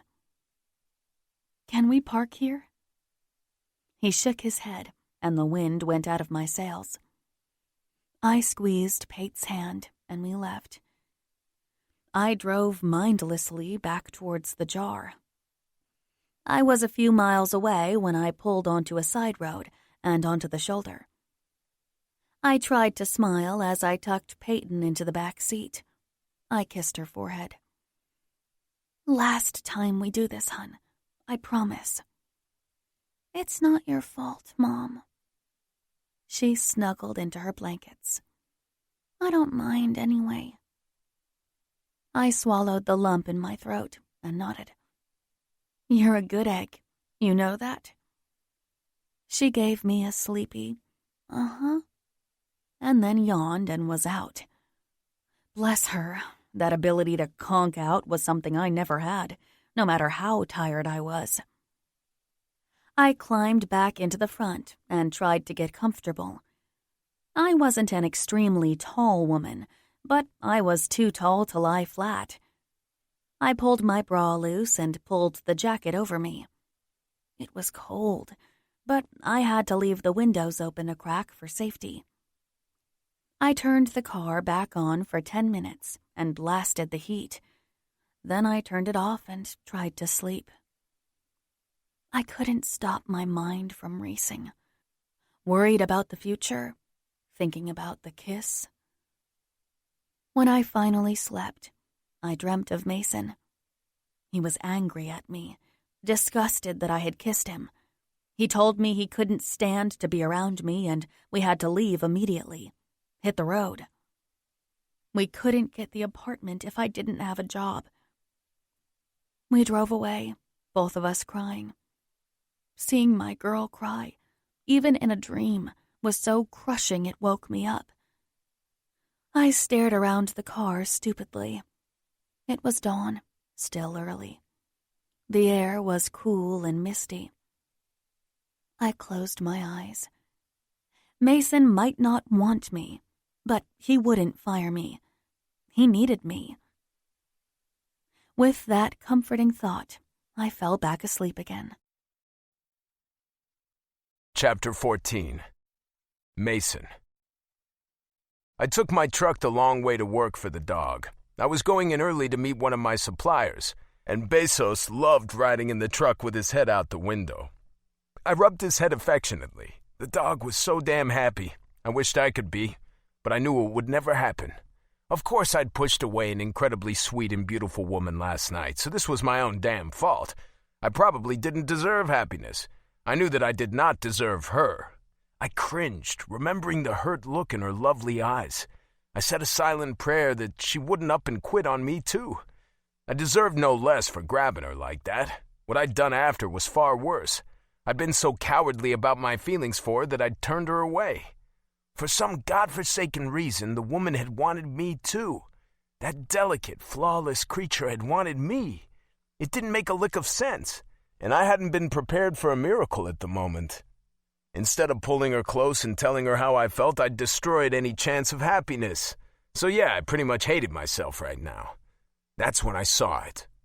Michelle, what is she doing here? Her beat-up old car was parked on the other side of the road. My stomach flipped over and clenched. I sprang into panic mode, swerving over to park on the grassy shoulder opposite her car. We were in the middle of nowhere out here. Someone must have forced her off the road. They'd hurt her. They'd hurt Peyton. I threw the truck door open and ran into the street. It was very quiet, so I knew I wouldn't get run over. The truth was, I didn't even look. I stared into the car, my heart racing. They were dead. I saw Peyton lying still. Michelle's head was drooping to one side where she lay in the driver's seat. Someone had killed them. Maybe even because of me. I felt a sob erupt from my throat. I had to call it in. I had to call Connor. Michelle moved. I stared in awe as her dainty hand reached up and brushed the hair off her cheek. Not dead. Peyton rolled to her side, her cute little face scrunched up. Not dead. Sleeping. Sleeping in the car. All these nights. All this time they'd been homeless. They were homeless. I looked closer at the car. It was packed, though not dirty. Duffel bags, books. My heart twisted when I saw one of the coloring books I'd gotten Peyton tucked into the blankets with her. Had I even bothered to check her address when I hired her? Had I bothered to ask where they stayed? I'd imagined it often enough, picturing her sleeping in a soft bed, wearing next to nothing. Maybe something lacy that barely covered any of her beauty. I'd been too busy thinking with my dick to realize they were in trouble. So there it was. Now I hated myself even more. I was a bastard, and God knows what could have happened to them while I was worried about my fucking feelings. This ends now. I rapped on the glass gently. Michelle's eyes opened. She looked terrified. Then she saw me. Shame, worry, pain. That's what I saw on her beautiful face. My self-loathing kicked up another notch. She held a finger to her lips and I nodded. She got out of the car and walked 10 feet away. Her arms were wrapped around her stomach protectively. I followed, doing my best to keep my fury in check. I couldn't speak. I was too damn angry. Angry at her for not asking for help, but mostly angry at myself for being so fucking stupid. She wouldn't even look at me. The motel was full. My jaw clenched, but I didn't say anything. We're getting a place. They just wanted at least a month of pay stubs. She glanced up at me fearfully, and I forced myself to nod. We didn't have any place else to go. I exhaled sharply. She had me. She had a place to go. But maybe she didn't know that. How could she after the way I'd tried to hold her at arm's length? Come on. Where? I'm taking you guys home. We can talk there. She chewed her lip and my lust reared its ugly head. I felt like a pig. I was responsible for them. I had been all along. If I hadn't been such a lecherous bastard, I would have realized what was going on. We can talk now. No. I need time to calm down. She already looked shaken up. I didn't want to yell at her. Give me your phone. She pulled it from her pocket. It was old, beat up, like her car and her coat and her shoes. I was a damn fool. I texted myself and handed her phone back. Follow me. She stared at me, her eyes wide. Mason? Follow me, Michelle. I waited for her nod. Then I turned and walked away. I stopped and looked back at her. Do not even think about running off on me. She opened her mouth, but nothing came out. I will find you if you do. I won't. I nodded and climbed back into my truck and turned around so I was in front of them, heading towards home. I waited as she woke Peyton and strapped her into the front seat. I drove home slowly, though my foot felt like it was made of lead. I wanted to race home and deal with this. I wanted this situation solved. I wanted to know that they were safe under my roof and would stay that way, forever. But I was so angry, the anger mixed with my twisted lust and sorrow. I put my hand on Bezos again and felt my pulse begin to slow. I would remain calm. I would take care of this. It was going to be okay. No one would ever make them sleep in a car again. I was grim-faced when I parked in front of my house on the curb. I stepped out and waved them into the driveway. Then I boxed them in. I was taking no chances. Michelle's lovely face was pale when she got out of the car. She looked worried, embarrassed. Well, I was going to put a stop to that as well. I forced a smile for Peyton as I grabbed their bags from the back seat. What are you doing? Michelle was so nervous she nearly stuttered. The soft sound of her voice tore through me like a knife. This precious woman had needed me, and I'd nearly failed her. Never again. How about pancakes? Peyton nodded happily, clutching her coloring book in her hand. Can I bring this too? Of course. I opened the side door and held it open. Michelle gave me a quick searching look before stepping inside. Peyton had no such reservations. She squealed when she saw Bezos run in behind me. The dog promptly covered her face with sloppy kisses. It's all right, he's not a biter. Michelle let out a little sigh of relief. I had known, even without seeing her face, exactly what she'd been thinking. The cats don't bite either unless you rub their bellies wrong. Peyton's sweet little face scrunched up from where she was kneeling on the floor with Bezos. You can rub a cat wrong? Oh, definitely. Didn't you know? Cats are very particular about how they like their bellies touched. You have to be a little more gentle with them. Okay. Oh, and don't touch their feet. Or tails. They're very proud of their tails. Really? I nodded solemnly. Why don't you catch a shower and I'll grab some grub? Bathroom's right down the hall. Towels in the cabinet. She nodded happily. Make yourself at home. I called after her as she scampered down the hallway with her duffel bag. I gave Michelle a hard look. You too. She was just standing there by the door. She looked ready to bolt. I exhaled and ran my hand through my hair. How long? I saw her throat convulse. What? How long have you been living like that? She just stared at the floor. I sighed and washed my hands and got out the ingredients for breakfast. A couple of months. How did this happen? She shifted on her feet. Sit down, for God's sake. She sat, looking like a frightened child. Please. I turned to look at her. What did you say? Please don't call CPS. I felt a lead bowling ball settle in my stomach. Michelle. Please, Mason. She looked at me and I nearly melted into a puddle on the floor. Her beautiful eyes were begging me. She thought I was going to hurt her, to tear the two of them apart. I won't do that. Her shoulders sagged and I turned away. If I didn't, I was going to end up pulling her into my arms again. That hadn't gone so well last time. I didn't want her to think that staying here meant I was going to expect special privileges. Though damn, I should not have even thought about that. I was making pancakes for a scared girl and her child, damn it. I did not need to be sporting a fucking boner, but I was. At least I was facing the stove. I was 16. My hand stilled, covered in flour. I just waited. I tried to hide it, but they knew. They knew. I turned my head slightly so I could see her. I was afraid to make any sudden movements, afraid she would bolt or climb up again. They threw me out into the street with nothing. She lifted her chin. I was lucky, though. I had already waited tables, so I knew how, and I found a job pretty fast. What about the boy? I thought he loved me, but I think he was working his way down a list. He was the captain of the football team, and, well, he didn't want anything to do with me after those first few times. I wanted to kill him, whoever he was. Not just because he'd abandoned her, but because he dared to touch her to begin with. She was mine, damn it. I shook my head at the thought. Whoa, Mason, chill the fuck out. What happened next? I should check on Pate. She's fine. Talk now, check later. She'll use all your hot water. I don't mind. I threw her a grin. I already showered. You're the one who will end up cold. Why had I said that? Now I was imagining her in the shower, dancing from foot to foot as cold water sliced over her luminous skin. Get a grip, Mason, get a grip. It's nice of you to do this, but you don't... I cut her off right fucking there. I turned around, hoping my fucking dick was not terribly noticeable. Yes, I fucking do. She stared at me in shock. I don't understand. Is it because of the kiss? No. You don't owe me anything. I shouldn't have thrown myself at you that way.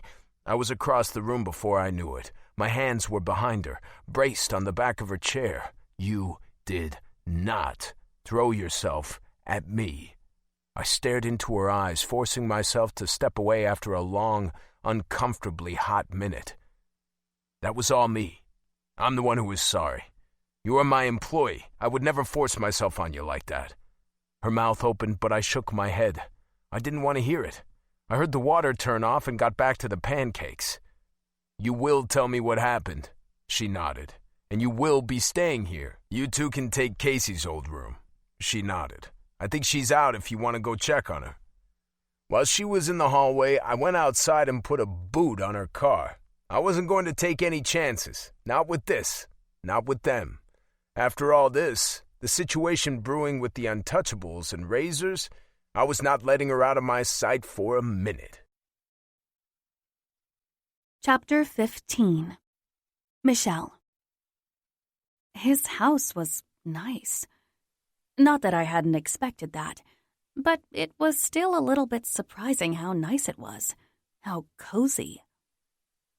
The mason jar was a cool place, atmospheric, cleaner than it looked, but still gritty looking with all the dark wood, extremely masculine. But Mason's house was actually homey, and he wanted us to move in. I crept back into the kitchen and slid into a chair. I could barely even look at him after the past 12 hours. First the kiss, and then him finding us sleeping in the car. I felt like such a fool. He'd spun me around, making me emotionally dizzy. I didn't know how to handle the feelings I was having, the ache. I hadn't really dated much since Peyton's dad, or before. The truth was, I hadn't dated at all. I'd been pawed a few times. A few guys had tried to kiss me, usually after cornering me in a dark spot. I'd gotten away every time. I knew that, as a woman alone, I was lucky that was the worst I had dealt with. But I was woefully inexperienced when it came to men. I felt stupid and cynical at the same time. But Mason had changed all that. Laundry is in there if you've got stuff to wash. I blushed, immediately imagining my underthings swishing around in Mason's washing machine. Thank you. Stop thanking me.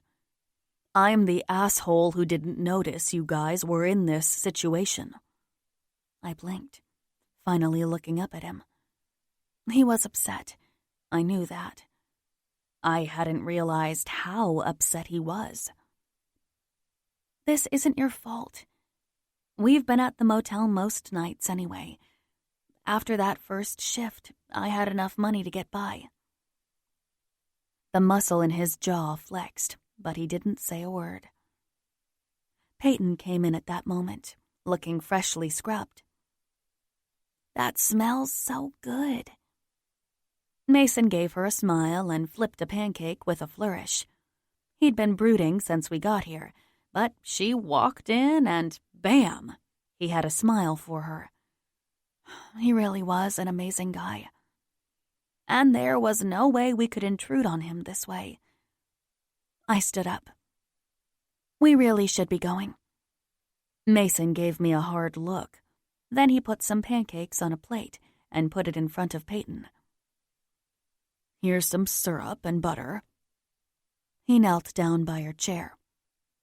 We are going to be right back, sweetie. Eat slow and chew your food. He lowered his voice to a whisper.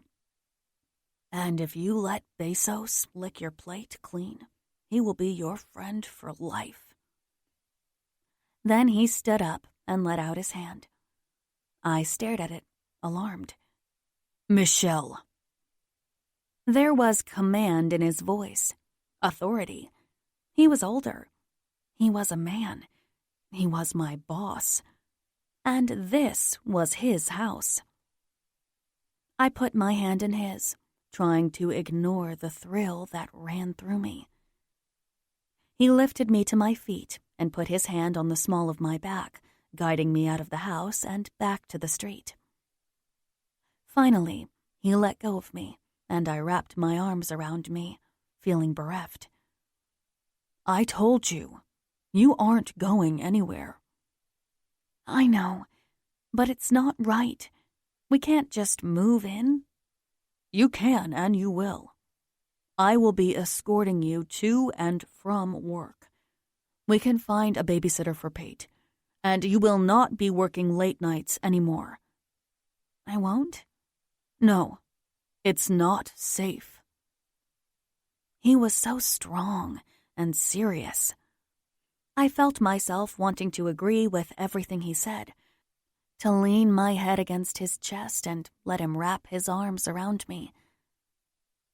I can take care of myself. He shook his head slowly. Michelle, honey, you can't. There's stuff going on around here that you don't understand. You barely know us. He stepped closer, staring into my eyes. Every single time he got near me, I got goosebumps. I felt my nipples get hard as pebbles. I do know you. His fingers traced my jawline. You know I do. I looked away, frightened by the intensity in his gaze. He cursed and tipped my chin up. I am not expecting anything. You are not here because I kissed you. Do you hear me? I nodded. I didn't think you wanted anything. Well, what I want is another story, but that has nothing to do with anything. You are safe here. That includes from me. Safe? That sounded so nice. I didn't even remember what that felt like. I was safe. Peyton, safe. He put his hand on my lower back again and guided me inside. Chapter 16. Mason. I stared hungrily at her lips as she ate another bite of the pancakes. Peyton was coloring happily beside her with Bezos curled up at her feet. It was a perfect scene of domestic bliss, but it was also torture. I'd told her I wouldn't touch her, wouldn't kiss her again. I'd told her I didn't expect anything, but that didn't mean I wouldn't want anything. I did. I wanted everything. So, is Pate coming with us, or we could call a sitter? Michelle swallowed, pushing a damp strand of hair over her shoulder. She'd showered while Pate and I had pancakes. I'd made an extra batch for Michelle despite her protests. In the bright light of morning, I could see how thin she was. Peyton looked healthy, but her mom, I had never seen her up close like this in daylight, and it burned me to the core. Of course, she had been giving Peyton all her meals. Of course she had. She was the perfect mama bear, and she had been starving. She'd been eating slowly, carefully, as if she hadn't seen this much food in a long time. I could see the look of ecstasy on her face as she chewed. It made me feel like a monster. I'd been obsessing over her looks, and she'd been literally wasting away. Well, no more, and never again. I'd see to it, even if it ripped my guts out being so close to her. I'm okay by myself. I cocked an eyebrow at Peyton, then glanced at Michelle. You could take the day off. She shook her head swiftly. I want to work. I'm not sure about leaving her with a stranger, though. I nodded. Okay, so Pate comes with us, then we call it a night early and come back. You don't have to do that. I cut her off before the words were even out of her mouth. I'm the boss. I can knock off whenever I want. I reached down to scratch Cheeto behind the ear. Besides, I usually come back for an hour or so to feed the critters. I looked up to find her staring at my hand. She was watching me stroke the cat's fur. She looked transfixed. I had a sudden flashback to the kiss. That stupid, out-of-control kiss that had been haunting me every minute since. Every damn second. The one thing I couldn't believe wasn't how good she had felt in my arms, or the sweet relief I felt when I finally touched her. It was how she had kissed me back. And she had kissed me back, eagerly, passionately, without a shred of hesitation. I closed my eyes and stood up. I had to get some headspace on this. Everything was too mixed up. She was my responsibility now, not just a sexy girl that got my motor going. I'd just avoid extreme proximity to her. I had to stay strong, respect her boundaries, just keep my distance. While working and living with her, naturally, and wanting to be as close to her as humanly possible. No problem, right? I cleared my throat. I knew I was doomed, but I didn't care. It didn't change a damn thing. They were mine now. My family. My responsibility. Mine. I've got to bring in some hot sauce. Be ready to go in 10. I could feel her eyes on me. I knew she was wondering what the hell was wrong with me. Sadly, that was the one thing I couldn't tell her without laying my foolish heart on the table. I headed to the basement to get a tub of my homemade hot sauce. We went through the stuff like water, so I cooked up a big batch at least once a month and froze some. I needed to calm the fuck down if I was going to drive Shell and Pate to work. The hinges creaked as I opened the freezer. My phone vibrated. I glanced at the screen. Damn it, not now. It was Kane. The meeting set for 6 at PJ's. I wanted to stay the hell away from club business, especially now that I had 2 innocents under my roof, but I had promised Kane. And I knew Cass and Connor were tied up in this business too. Plus, any blowback on me could hurt Michelle and Peyton. None of that was acceptable. I texted back quickly that I'd be there.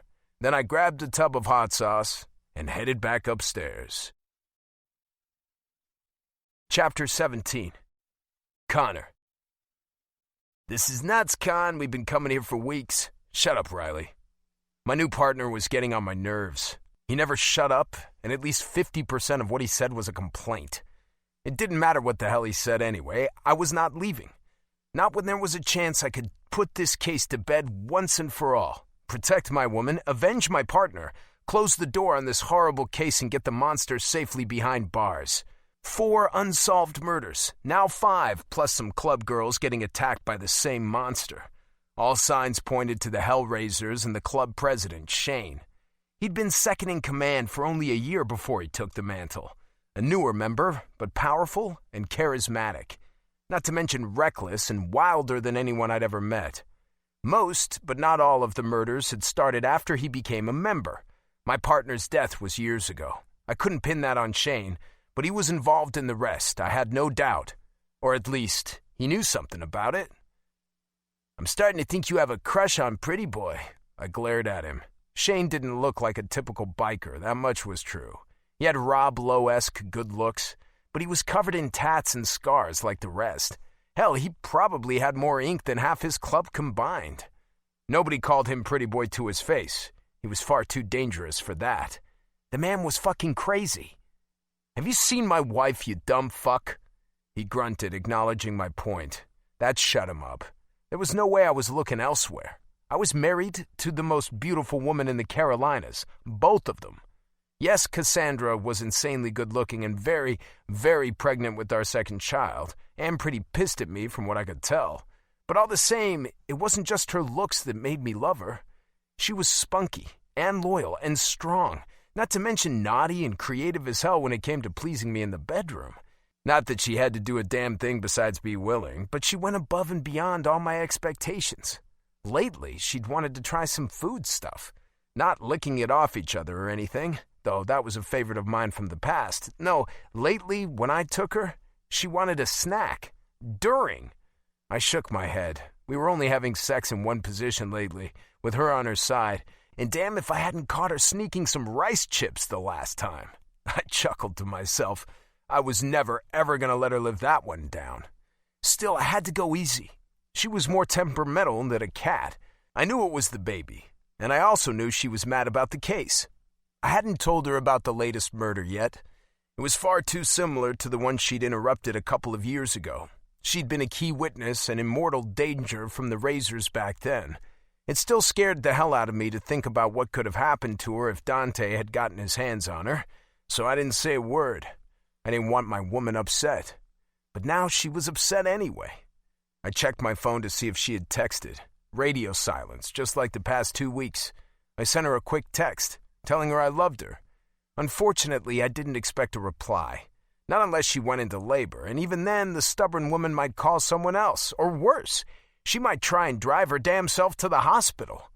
I had my sister and mom checking in on her at least once a day, but I was still worried. We got company.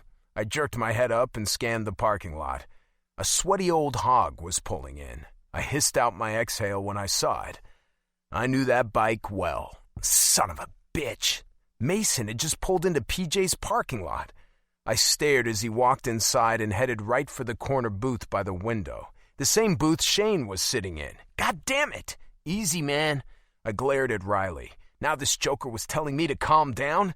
The man who was my de facto father-in-law was here. The same man who was godfather to my first child, and probably the next one, too. The very same man who had promised me he would stay out of this whole mess, not once, not twice, but 3 times. Motherfucker. I rubbed my temples, knowing that there wasn't a damn thing I could do at the moment, but later, there was gonna be hell to pay. Mason St. James had some explaining to do. Chapter 18. Mason. Mason! Shane? We eyed each other like two dogs in an alley. Shane had never messed with me or mine, but he was a razor, and his brothers certainly had. Plus, he was the most unpredictable fucker I'd met in my life. His green eyes were cold as he ran a knife under his nails. Kane's late. He'll be here. Shane's eyes snapped up to mine. He was like a rattlesnake, quick and mean. And then he smiled. A fucking chill went down my spine. That smile was scarier than any of the stories I heard about him. The rumor was that he was a cold, hard killer. Or at least a maimer. If you crossed him even the tiniest bit, he'd hurt you bad. I'd heard that the last guy who called him Pretty Boy had his arm snapped like a toothpick. Shane was proficient in martial arts and had extensive military training before he joined the Razors. Special ops, if the rumors were true. He was intense, off-kilter, and very, very strong. So killing wasn't that big of a stretch. But if he tried to hurt anyone I cared about, he'd be the one begging for mercy. I smiled back, showing my teeth. The threat was implicit. He should have been pissed or scared. Maybe both. Instead, he laughed. I knew there was a reason I liked you. His eyes flickered over my shoulder. Kane had arrived. It was bizarre sitting here with two club presidents, but since I had nearly been the head of the Untouchables a few years back, maybe it made a sort of backward sense. Plus, with my bar in the middle of two territories, I was almost like the one who ran the border. Kane? Shane. Mason? He slid into the booth, his eyes constantly scanning the room. Kane was equally scary, but more in control than Shane. I knew if he wanted to kill me, I'd damn well know. Shane was still smiling. There was something unnerving about that smile. It reminded me of Dante. That motherfucker had been the worst of the lot. You have information? Shane bobbed his head. Yeah, sure. Dante wasn't the killer. Kane rubbed his face and gave me a look. Yeah, we got that. Where does that leave us? Shane leaned back in his seat and stretched his arms out across the back of the booth. Don't get me wrong, Dante definitely signed off on whatever was going down. Kane's gravelly voice was incredulous. And you didn't? Shane grinned crazily. That's right. What the fuck are you smiling at? If you have unapproved killings happening behind your back, then you have no control over your men. Shane's smile dropped and he leaned forward, stabbing a knife into the table inches from Kane's hands. Kane didn't flinch. Neither did I. Oh, I have control. There's some twisted fuck who's challenging me. I'm going to find him. The smile was back, even crazier than ever. And I'm going to tear his skin off. He looked at me, his eyes shining. What do you think, Mason? Should I deep fry it? Make him eat it? I raised my brows, considering. Shane was serious, and this was some serious Game of Thrones shit. Sounds like something Ramsay would do. For a split second, I saw real humor in his eyes. Humor, surprise, and maybe even a touch of sanity. Then it was gone. You are fucking funny, you know that? I ignored the question. Any idea who it is? Oh, I got ideas. The question is, why do you want to know, St. James? You know why. Maybe it's that pretty lady you got staying at your house. Or her kid. Or Sapphire. She's got a little one and another one on the way, don't she? Dante used to call Cassie Sapphire on account of her bright blue eyes. I didn't hesitate. I leaned forward, a hard glint in my eyes. You listen to me, motherfucker. If anyone ever looks at my family, you are fucking dead. He laughed, throwing his head back, deep and way too loud. I glanced at Kane and he gave me a look of sympathy. Shane was off his damn rocker. You got nothing to worry about from me. I don't hurt women or kids. It might seem crazy, but I believed him. His next words erased all that relief in a heartbeat, though. But this fucker, he does. We've had a couple of club girls carved up real good. Not dead, but wishing they were. They won't be talking any time soon. He broke their fingers and cut out their tongues. And just like that, I knew real terror. You know something, tell us, we can handle it. Shane's hand came down on the table hard. My house, my mess. He flipped a switch and the crazy smile was back. Nice seeing you, boys. Tell me if something comes up. And tell that Connor to back off." Shane leaned forward and whispered, "He's starting to get on my nerves." Then he stood up and slowly walked out. Chapter 19. Michelle. My eyes opened with a snap, taking in the unfamiliar room. Pate snuggled against my side on the thin twin bed. Mason had offered his own bed to me on the first night we were here, but I said no. It was too much on top of everything else. Besides, the twin bed was a lot better than trying to sleep in the back seat. The sad part was, I would have loved to climb into his bed, but only if he was in it with me. I blushed at the thought. The kind of filthy thoughts I always seemed to have around him. I wasn't one for daydreaming about romance. I'd already had enough to worry about most days. But now that I had a good job and a place to stay, well, my unspoken crush was rearing its head. I needed to get a grip on myself, or I would embarrass us both. Mason would fire me and ask me to leave. I wouldn't even blame him if he did that. And getting kicked out of his place was the last thing Peyton needed. She was already attached to Mason and adored his pets. Tearing her away wouldn't do any good. It was too late for that. But we couldn't live here forever, even if he had booted my car. I knew why he did it. We both seemed to understand the way each other thought, for some reason. He knew me enough to know I wanted to run, to start over with the money I'd been saving since the first shift I'd worked at his joint. But I didn't want to leave. Not really. Even though I was embarrassed and feeling sad and foolish. Peyton was happy and safe. I was safe anyway. And only the precocious girl squished up next to me mattered. She shifted and I heard it. A soft meow and then purring. There was something in bed with us. I lifted the blanket and saw Cheeto's orange face and green eyes peer back at me. He blinked and laid his chin back down on Peyton's arm. I almost laughed. The whole family had been more than welcoming, especially the furry ones. Come to think of it, Mason was pretty furry too. Oh no, here I go again. I couldn't get that kiss out of my mind. The feel of his scruffy beard against my skin, his rough hands and soft lips. Just the memory of the heat of him, the brute strength, was enough to make me weak in the knees. The man was a sex machine, and he knew it. Jakin had told me about all the girls who threw themselves at him every night. I'd seen some of them in action. Apparently, I was the first waitress in years who hadn't fallen in love with him. Married, young, old, they all made fools of themselves over the boss. Jakin and Shorty told me they were glad I was immune. If only they knew.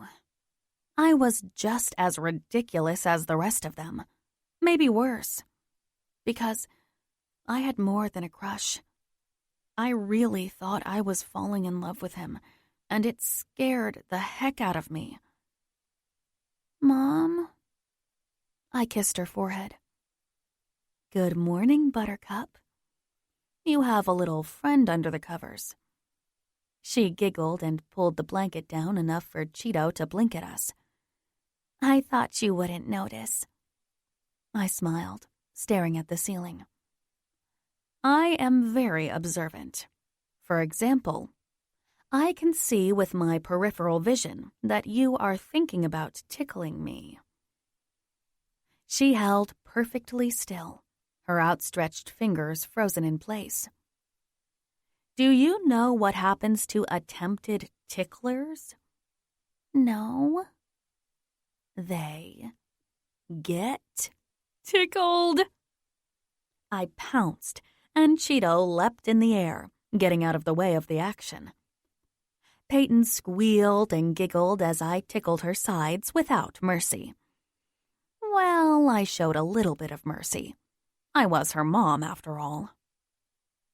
The door burst open, and we both jumped, the tickling game instantly forgotten. Mason stood there, staring at us with panic. My eyes darted to the knife in his hand. He saw my glance and relaxed his hand. Cheeto meowed, and he stared down at him. I heard screams. I'm sorry, we're fine. I was just tickling her. You're fine. It wasn't a question, but it was. He was telling himself. I could see his breathing even out. I didn't mean to scare you. He nodded. No, it's my fault. Shoot. Sorry about that. He left and closed the door behind him. I looked at Peyton, and she looked at me. Don't be mad at Mason. I'm not. He really loves us, you know. I stared at her, her sweet and earnest face. Whoa, where did that come from? She shrugged and climbed out of bed over me. I just thought you should know. Mason? Love? It sounded crazy. But deep in my heart, it rang true. Lord knows I was feeling something profound in the heart department. I sat there for the longest time, staring into space. I sat with Peyton, chewing my lip. She'd have to start school again soon, or else they'd want to hold her back. We'd left the last town during summer break, and now it was past time to get her enrolled again. Unfortunately, we needed an address to do that. Mason and I had discussed it, and he was adamant that we use his address. I had agreed, though I hadn't said anything about it working long-term. That was something I couldn't promise. Being in love with the person who saved you was a complicated, messy thing. It was a lot to put me through, even though I knew the scruffy, tatted, sexy-as-hell biker was the best thing that had ever happened to my kid. She was so bright, I was certain she could catch up again. And she was kind and easygoing, not the sort to get picked on or make waves. I wasn't worried about her settling into a new school without a hitch. Another reason I definitely could not run again. Besides, I knew I'd be leaving my heart here if I went. Mason had it in his pocket, even if he didn't want it. Being here with him was its own kind of torture. But torture I didn't want to end. He'd already cooked us breakfast and lunch, and now he was walking the dog. The man was a saint. That was almost funny, since his last name was St. James. That had given me a chuckle the first time I heard it. Knock, knock. A pretty brunette with twinkling eyes was standing by the doorway. I smiled tentatively. Kelly? In the flesh. Where is that brooding, cranky old man? Mason grumbled behind her. Old? She laughed louder and gave him a big hug. His eyes met mine as he suffered through it, but I could tell he didn't really mind. Mason? Cranky? That wasn't exactly how I would describe him. Brooding, though, that fit the bill. You must be Pay. Peyton smiled and nodded. No one ever called her Pay. We called her Pate, but Kelly was so friendly that neither one of us said a word.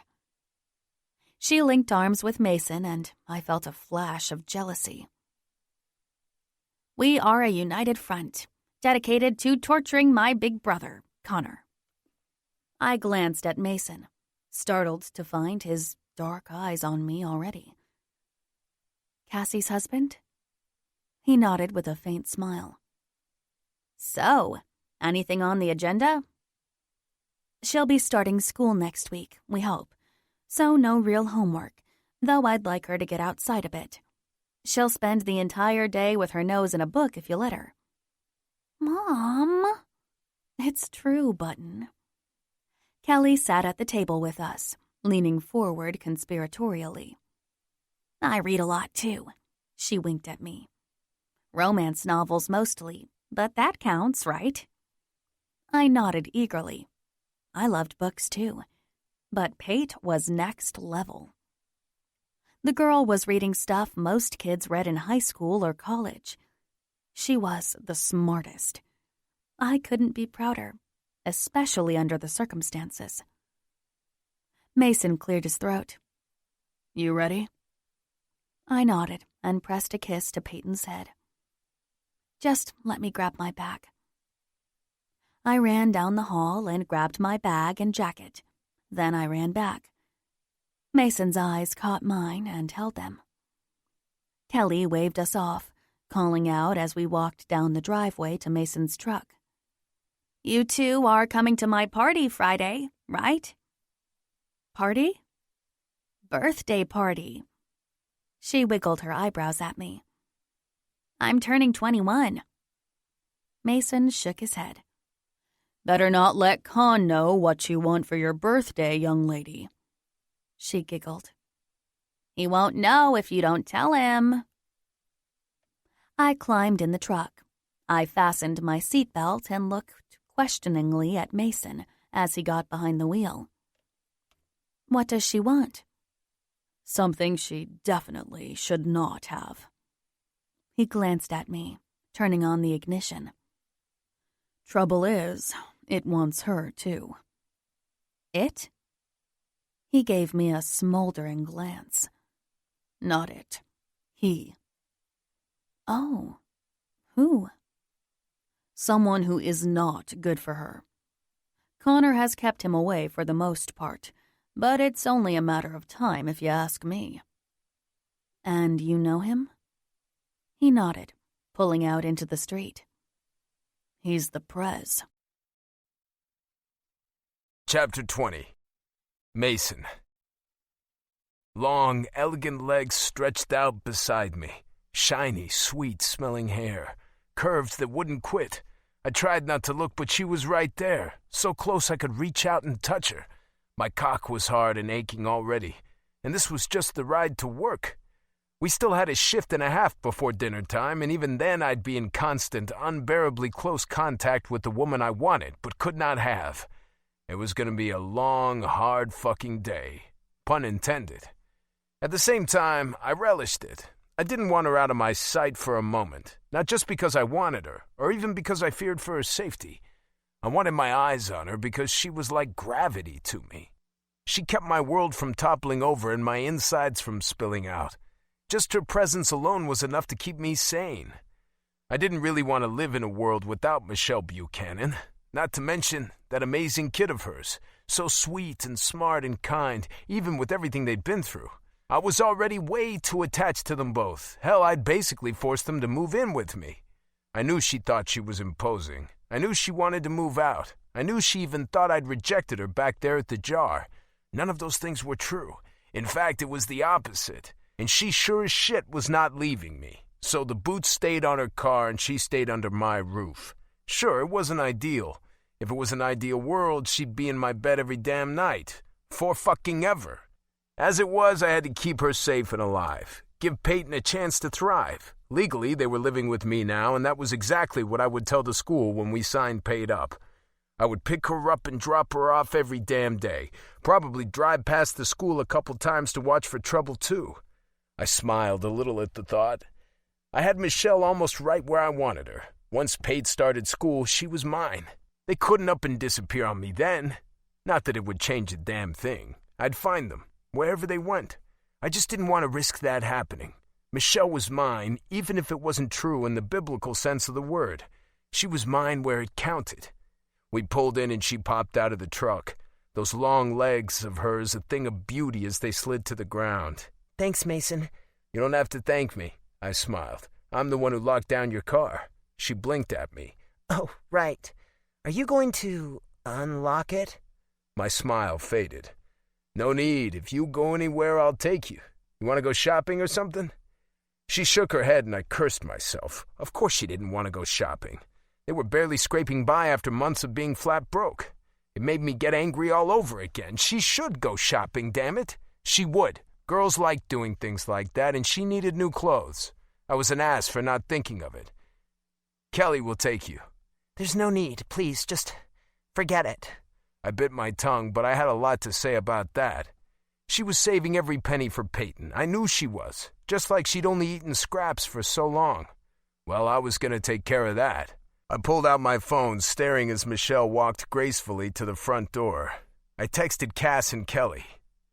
I need to get some clothes for Michelle and Peyton. Where? Then slid my phone into my pocket and got out to open the bar. I stared at the tiny dress in my hands. It was a sturdy blue cotton shirt dress, and according to Kelly, it was the right size. I was still waiting for her to snake a pair of Pate's shoes and riffle through Michelle's things for sizes. She's already told me what sort of colors and fabrics to find. Bright jewel tones for both, plus denim, shoes, and some stuff for the cold weather that was ahead. I was absolutely petrified when they mentioned underthings. It didn't seem right to pick that stuff out, so I'd given some sizes to the woman in the lingerie department and told her to just ring it up. I'd swing back around to get those before... You've come far in the story. Let this quiet melody carry you through a moment of peace. Thanks for being part of our audiobook family.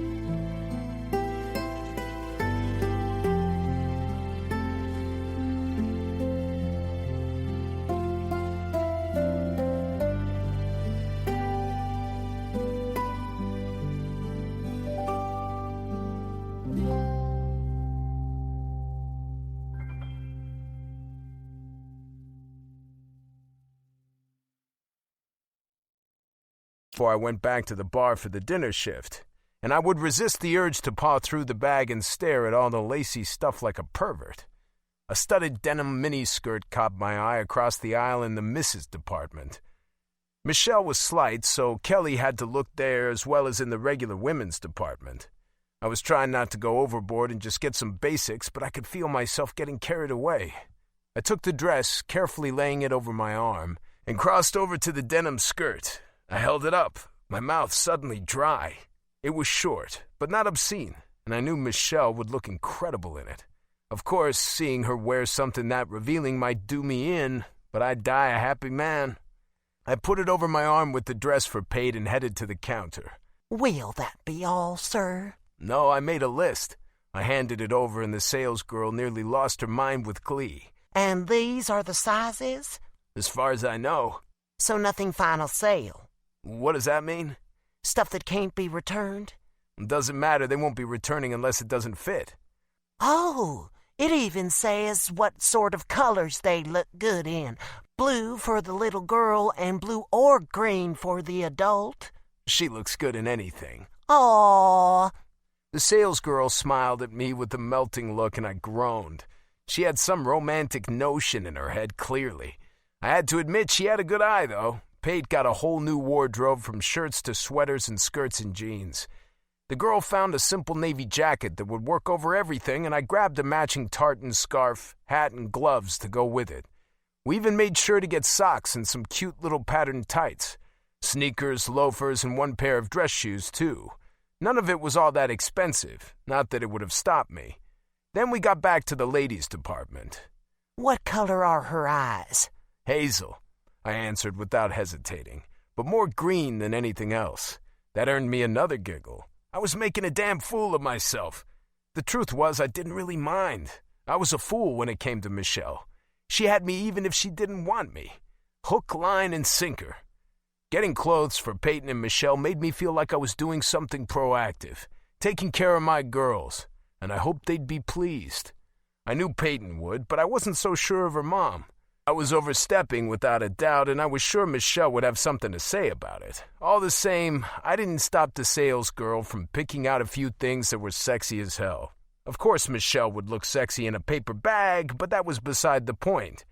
The salesgirl really knew what she was doing. Another hour later, and I left the door with 8 big shopping bags and a shit-eating grin.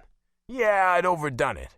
But I would tell them it was to compensate for all the birthdays I'd missed before I met them. I nodded to myself as I loaded up the car. Michelle would just have to accept that. Chapter 21. Michelle. What did you do?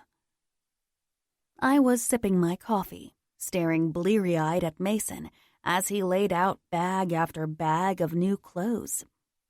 Clothes for us. Peyton needs new school clothes. And I figured you needed new stuff, too. My mouth was open as I stared at all the stuff. He'd gone nuts. Absolutely nuts.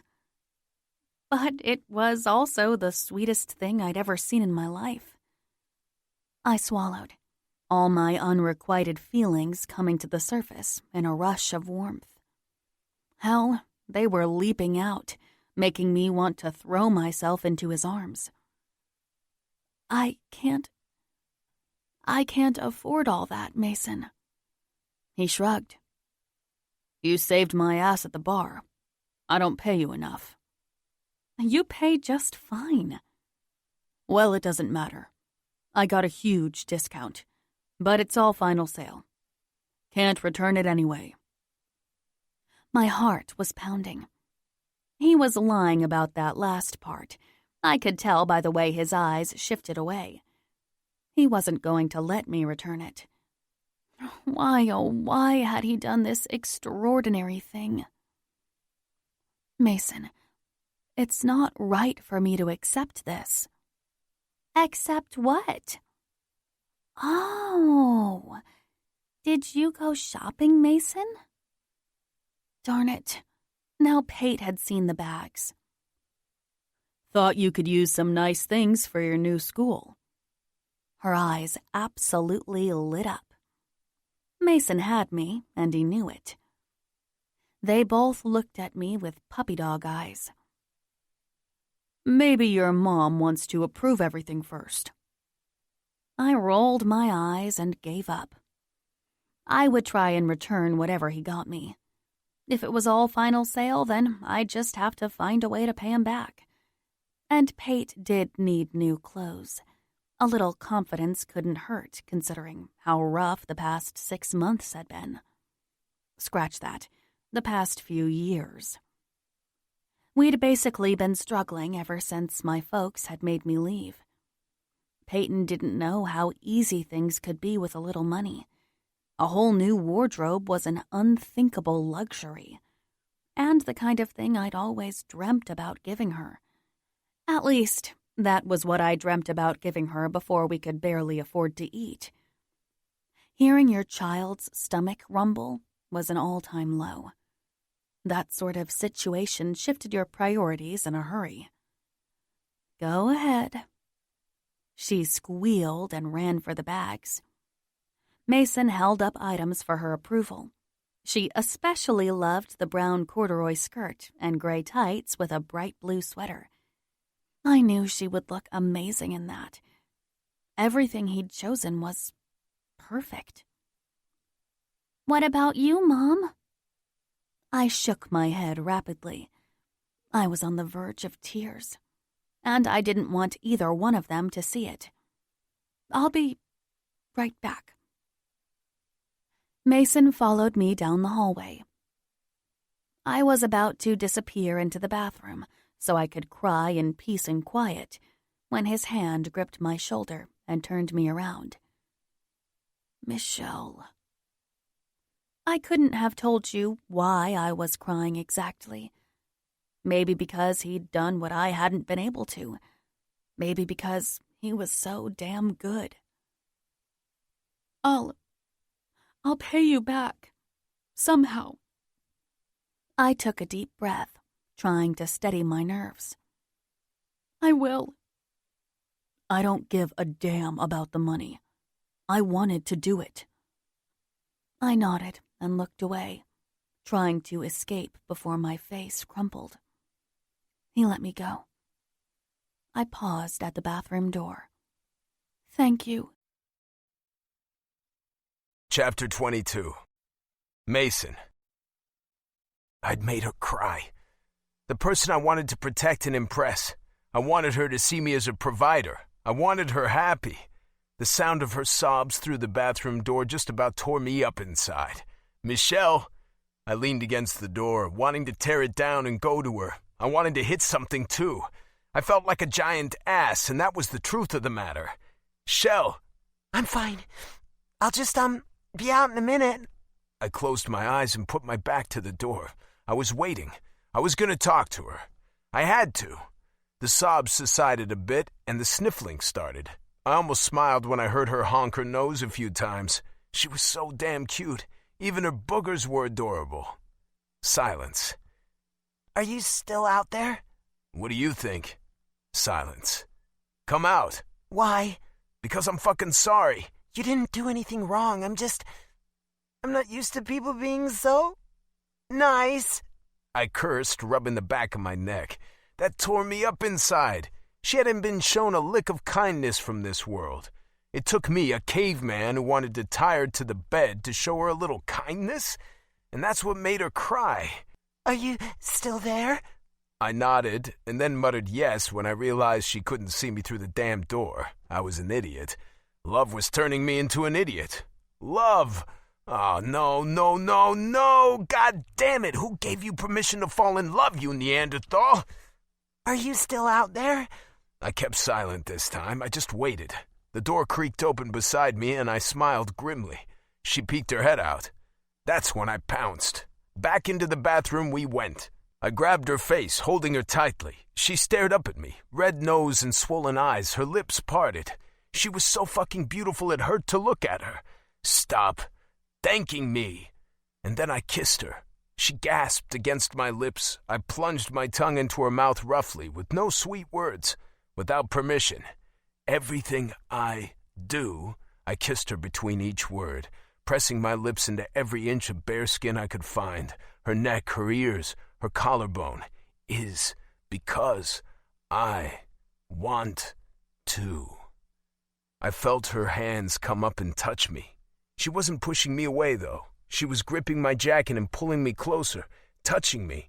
Our tongues tangled, seeking and stroking each other wildly. I heard a soft whimper and froze. What the hell was I doing? She was staring up at me, hopeful, ready to please me, ready to repay me. I cursed and pushed her away. Sorry. I didn't mean to do that. She just stared at me. I opened the bathroom door. I couldn't even look at her. If I did, I might do something unthinkable. I would take advantage of her, up against the counter, with her little girl less than 10 feet away. I was a fucking animal, and I shouldn't have touched her.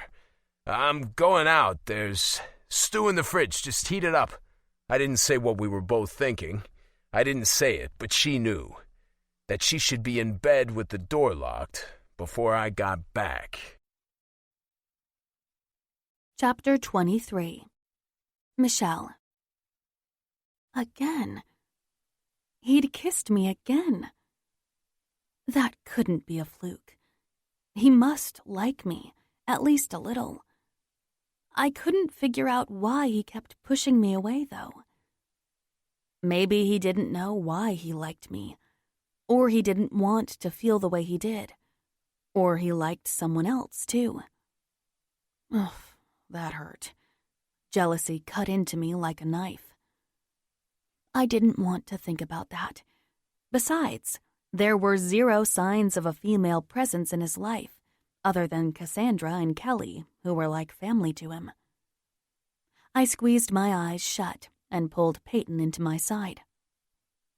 Maybe it was my ratty clothes. Maybe that's why he'd done what he did. Maybe he didn't want to be seen with me the way I looked now. Hot tears of humiliation threatened to spill over. I took a deep breath and slowly pulled my arm out from under Pate. If I was going to cry, I was doing it in the bathroom, alone. I carefully shut the bedroom door behind me and tiptoed down the hallway. I was reaching for the bathroom door when I heard it, muttering. Mason? I stared into the kitchen. Mason was sitting by a half-empty bottle of bourbon with his head slumped into his hands. He looked up sharply, and I took a step back from the hungry look in his eyes. Michelle. The way he said my name sounded like a prayer. I stepped forward, wringing my hands together nervously. Are you all right? He took a good look at me and moaned. What are you wearing? Are you trying to kill me, Michelle? I looked down at myself in confusion. It was a plain white cotton nightie with a tiny pink bow at the neck. Not remotely sexy. It was one of the few things I still had from growing up. It's just an old nightgown. He shook his head. No, just don't come any closer. Maybe you should have some water and go to bed. I went to get him a glass, but he stopped me, his tone harsh and his breathing ragged. Stay back. I'm no good for you. That's not true. You are a good person, Mason. He smiled bitterly. Oh, but I'm not. If you knew what I wanted to do. He shook his head and took a swig of the dark, honey-colored liquor from a tumbler. He didn't look at me again. Go back to bed, Michelle. I exhaled sharply, my earlier tears forgotten. He did want me. There wasn't something wrong with me after all.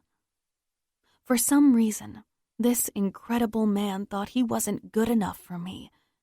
For me, of all people. I don't know when I got angel's wings, but I was well aware I wasn't perfect. Pregnant at 16 from the first boy who paid me a lick of attention, protective and painfully shy ever since. Uneducated, though not a dummy, barely getting by. I thought I was almost a good mother, always finding creative ways to have fun and make memories. I was a decent cook and good with a needle and thread. But the circumstances we'd been in were awful for the past few months, and I doubted I would ever forgive myself for letting things get so bad. The one thing I knew I had done right was Peyton. I was raising an extraordinary young woman. My daughter was bright and kind and considerate. She looked below Mason's gruff exterior and saw his heart of gold. I knew that no matter what else had happened, Peyton knew without a doubt that she was loved. And I was going to do better. I had to. I'd protect her whether I had a man or not. I was saving up money quickly now, especially since Mason refused to let me chip in for gas or groceries.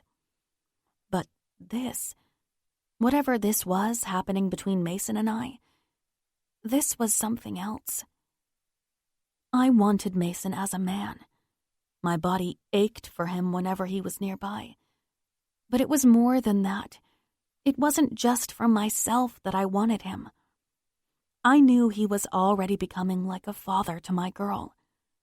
It didn't mean I would give myself to someone I didn't want, but it took away a lot of my reservations about getting into a relationship. He was a good man, and he was good for us. And I had to sit on my hands to keep from touching him in the car, or just sitting on the couch watching television. So I didn't just want him. I craved him. I slipped under the covers, and Pate immediately snuggled closer. I stroked her hair idly, while my mind wandered. I'd made a decision, standing there in the kitchen in my nightgown. I was going to get my man. Even if it didn't last, even if it was a disaster. I wanted him, even if it was only a fleeting taste of happiness. It would be enough. And maybe, just maybe, we could have something real. Tomorrow night was Kelly's party. I peeked into one of the bags he had loaded into our room and smiled. There was a denim miniskirt in there that was too big for Pate. I felt a warm rush of heat. He'd bought this sexy thing for me. I pulled out a top designed to look like a bustier and bit my lip. I'd never worn anything so revealing in my life, but it wasn't cheap-looking. It looked designer, I thought, as I ran my fingers over the lace. Oh yeah, Mason was in for a big surprise. He wanted me too. Why else would he do something like that? But some stupid notion about him not being a good man was holding him back. Whatever the issue was, I was going to get to the bottom of it, even if I had to use my legs to do it. Chapter 24. Kelly. I sighed dreamily, looking in my rearview mirror. He was still there, a big man on an even bigger bike. Kane was following me again. Usually it was one of his men, but every now and then he escorted me places without asking permission. I knew it wasn't to menace me. I knew he was only staying away because I hadn't told my brother to go to hell when he'd stopped us from dancing at his wedding. In fact, Connor had put a tail on me for weeks after the wedding to keep Kane away from me. I told him it was irresponsible to misuse federal funds that way, and he agreed. So he put the tail on Kane. I sighed, rubbing the bridge of my nose. I was tempted to pull over and ask him what he wanted. Though the truth was, no matter how innocent I might be, I had a pretty good idea of what it was. According to Cass, The president of the Untouchables MC was a reasonable man. Not kind, but not evil. Not a drunk or a junkie or a man-whore. Just serious, intense, unrelenting. He planned everything and followed those plans without variation. And he didn't have club skanks constantly crawling all over him either. In fact, he was apparently as monkish as Mason. And that was saying something. I'd made the mistake of going out on a date a few months ago, just to see what would happen. One date. It was nice, if nothing earth-shattering.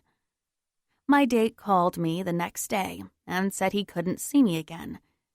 He'd sounded scared. I heard beeping in the background, which made me belatedly realize the guy had been in the ER. So, apparently, Kane wouldn't ask me out himself, but he wouldn't let me date anyone else either. Real nice, buddy. Still, I couldn't help but find all that manly possessiveness intriguing. Everything about him made me tingle. His gorgeous body, the leather, the darkness of his arresting eyes, and the craggy, old Hollywood planes of his face. I pulled into Mason's, and he kept riding. I stared after him, wondering if I was ever going to get to go on a date in this lifetime. Probably not. Not unless Connor eased up, or until Kane got sick of waiting. Or I moved away. Far away. I sighed and walked to the kitchen door, knocking briefly and letting myself in. Two adorable faces looked up at me from the kitchen table, where they were staring at a pile of paperwork. Who is ready to partay? They both blinked at me like pretty owls. I frowned, realizing something more was going on. What's up? Mom doesn't want to put Mason's address as our permanent address. It's not that I don't want to, and I'm so grateful he offered.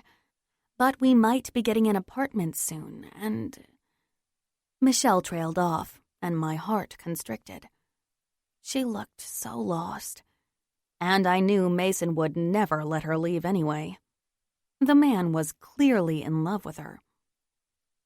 Peyton, honey, why don't you go in your room for a minute so the grown-ups can talk? She nodded, first running to press a kiss to my cheek. We were fast friends after one playdate. I pulled out a chair and leaned my elbows on the table. What's wrong, sweetie? She gave me a quick look, and I saw it all. She was torn up inside over this. Don't you like Mason? She nodded. You don't want to be with him? What? Now she looked alarmed. Maybe I'd misread the situation on her end. I was trying to think of a way to back out of this slowly. We're sleeping in Cassie's old room, Peyton and I. I nodded slowly, not quite understanding. The man refuses to touch me. He keeps being nice and doing too much, but now he won't even look at me. Realization broke. She did want him. He was the one mucking things up. Of course, since he was the ultimate seasoned bachelor, I should have known he wouldn't know how to handle the situation. Honey, men are like horses. You got to lead them to water if you want them to take a drink. She stared at me for a minute before bursting into laughter. The clear sound of her laugh was contagious. Soon we were both giggling like schoolgirls. We laughed so hard that we cried. We were still wiping our cheeks off a few minutes later. You know, I was thinking the same thing. What did you have in mind? Well, he bought me a miniskirt. I don't know if he picked it all out or if the salesperson chose some of it, but I thought maybe I should make it a little harder for him to push me away. I like the way your mind works. I winked. Mason won't know what hit him. 2 hours later, and Peyton's shiny blonde hair was in ringlets, expertly teased out with my trusty old curling iron. She looked pretty as a peach. I swear the kid was making my ovaries ache for a little angel of my own. But Mama Bear was a real masterpiece. I stood back and stared in awe at Michelle. I leaned in, wanting to see when she finally got a look of herself in a mirror. She looked like a model. A sexy model in a music video. She looked like a model in a music video. Her long legs were shown to advantage by the mini, which was just shy of scandalous. Her lithe but shapely figure was cinched into a corset top, and she wore high-heeled black booties on her feet. Legs for days. She gave me a panicked look in the mirror. I can't do this. It's too much. I grinned, imagining Mason's reaction. The red stain on her pouty lips, the sparkle in her eyes, subtly lined with smoky shadow, the long auburn waves that slid over her shoulders and framed her lovely face. She was beyond gorgeous. No man could resist her, not even Mason. Honey, trust me, that is just right. He's going to be mad. I shrugged. It's his own damn fault. He should be handling things better. This is a wake-up call. She arched a brow at me in the mirror. You know, you are awfully young to be giving such worldly advice. I waved my hand dramatically. I'm an old soul, darling. She shook her head and laughed, sending tousled waves over her bare shoulders. I gave her a stern look. You care about Mason, right? She nodded. And he cares about you? I think so. He took us in and... And what? Well, he kissed me. Twice.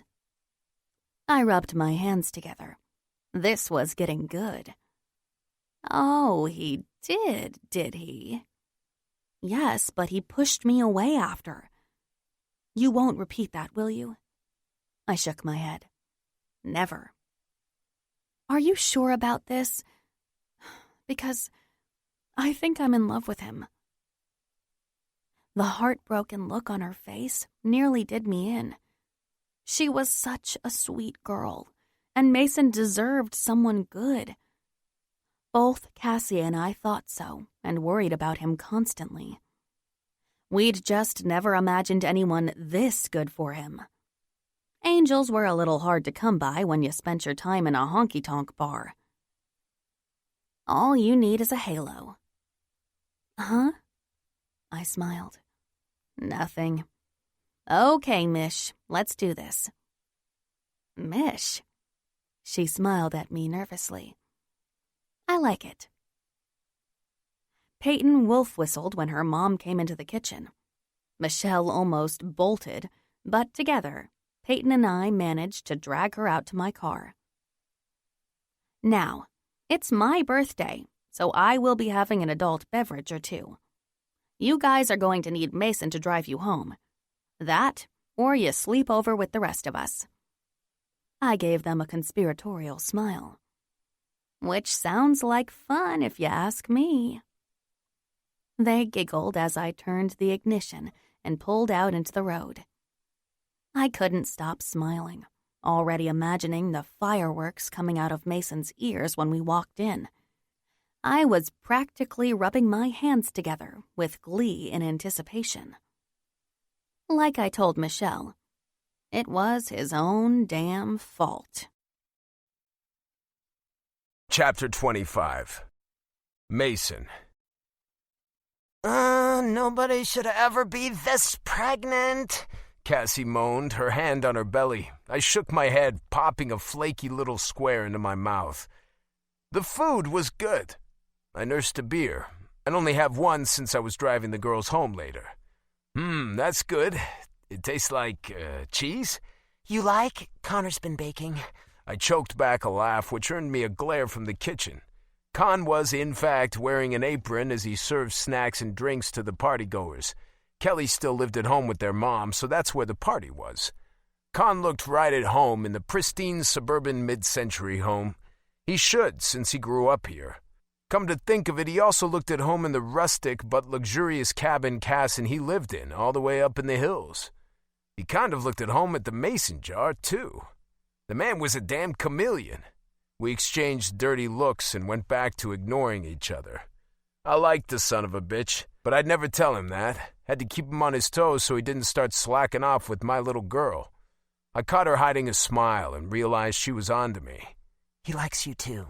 I puffed my chest out. Of course he does. The man is not a complete idiot. She laughed and then groaned, holding her belly. She really was about to pop. She bitched and moaned, but I knew she was happy as a clam. Did you guys work things out then? He's been home constantly. He makes sure he's there to tuck me in every night, and he checks in during the day. She leaned in to whisper, There was another murder. I nodded solemnly, deciding not to mention the club girls. I know. I thought about my goddaughter, Daniela, who was tucked upstairs for the night. I realized I might need a bigger place. As the de facto grandpa, I should be able to host sleepovers too.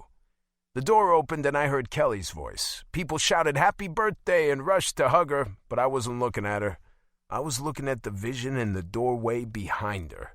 Michelle stood there, wearing the new clothes I'd got her. The most revealing of all the new clothes I'd gotten her. My mouth dried up and my heart started racing as I looked over those long, flawlessly curvy legs and up to her hourglass figure. She was on the tall side, so you didn't notice right away, but she was stacked. And oh God, her face, cherry red lips that I wanted to taste, and even some smudgy stuff on her eyes that made them pop and sparkle. Her hair was down and styled so she looked like a goddess. She looked like trouble. I growled as every male gaze in the room swiveled to stare at her except Con. He was busy bringing over another plate of food to his wife. Men started gravitating towards the doorway as Peyton dragged her mother inside. Mine. The thought pulsed through my head again. Mine. I was on my feet and crossing the room before I even blinked. Mine.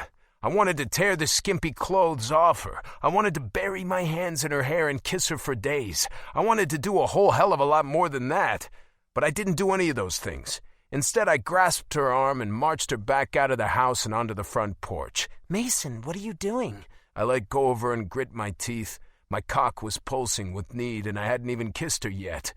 Yet. What the hell are you doing? She frowned, looking confused. Going to a party? Not dressed like that, you're not. That set her off. She crossed her arms over her generous chest, which only made her cleavage deeper. I licked my lips as she lifted her chin to glare at me. Dear Lord, she looked even prettier than usual when she was mad. Oh, really? Are you my father now? What? No, of course not, but you're not stepping foot in there. Kelly invited me, not you. I ran my hand through my hair, not sure why I was having such a hard time telling her what needed to happen.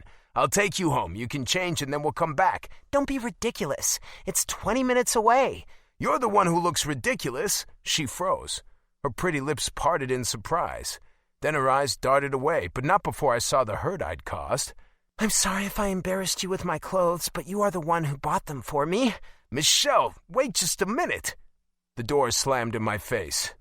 That didn't go so well. Connor's smirking face appeared in the kitchen window. Shut up. Oh, you are bossy today. Why so cranky, Mace? His mocking tone was grating on my nerves. That woman will be the death of me. He laughed. Probably. I'm guessing she just wants your attention. I stared at him, things clicking into place. She was flirting? She dressed like that for me? Maybe she was lonely too. Maybe she needed a man. I grimaced, realizing how many men would line up for that sort of opportunity. I exhaled and made a decision. If Michelle had an itch that needed scratching, then I damn well was going to be the one to scratch it. Not one of these jokers. I'd give her whatever she wanted and make sure she knew I wouldn't expect her to do anything more than that. She would stay with me, in whatever damn bed she wanted, including mine. I clenched my jaw in determination and opened the screen door, just in time to watch as 3 different men closed in on her, offering drinks. Chapter 26. Michelle. Refill? I looked at the empty glass in my hand. It had been full of soda water and tequila a minute ago. Now a lemon slice sat in the bottom of the glass, all alone. I didn't drink often, but whatever I was drinking tonight was going down easy. Oh, that went fast. Dave grinned, flashing perfectly straight, chiclet white teeth. He was cute and seemed nice, but he didn't do it for me. Only one man had since I went out on my own. I caught Mason's eye from across the room. He was leaning against the wall with his arms crossed, not talking to anyone, just staring at me. I felt a shiver go through me as Dave wandered off with my drink. Fred took his place, smiling and charming me as best he could. I laughed because he was silly, but not to encourage him. He didn't need any encouragement. Not one of the single men at the party did. My plan had worked, just with all the wrong men. I sighed, realizing I had waved a red flag at a room full of raging bulls. Meanwhile, all I'd done is piss Mason off. He thought I looked ridiculous, which made me want to crawl into a hole and hide. But I was here, and I wasn't backing down. If he didn't want me, then so be it. But I wasn't going to let him see me cry about it. I let out a shaky breath. Dave was back quickly with my drink. I thanked him and took a big sip. I could barely pay attention when they tried to engage me in conversation. "Excuse me, please." I ran for the bathroom, the second half of my drink sloshing in the glass. I set it on the counter and stared at myself in the mirror. I heard a knock. Just a minute."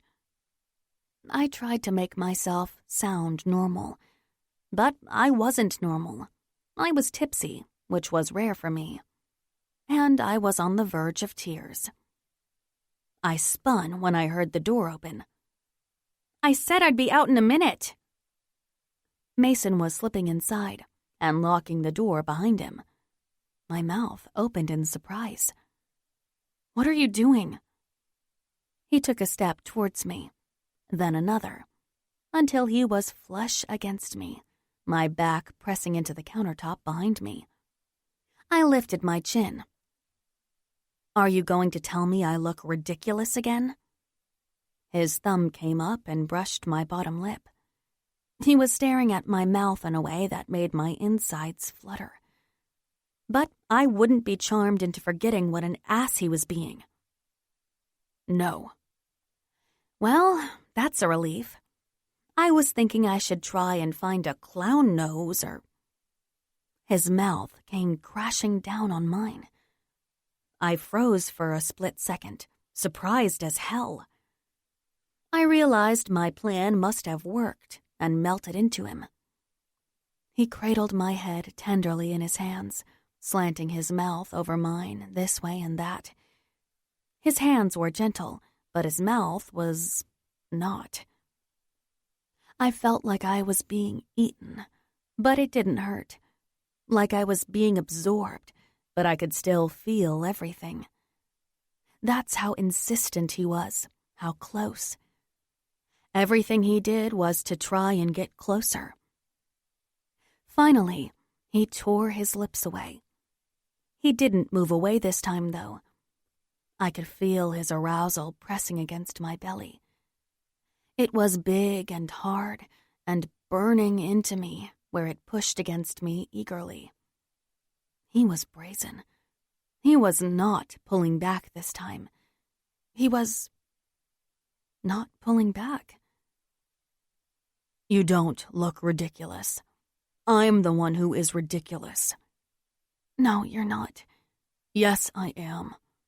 I've been afraid. You? Afraid? I don't believe it. He nodded solemnly. I was.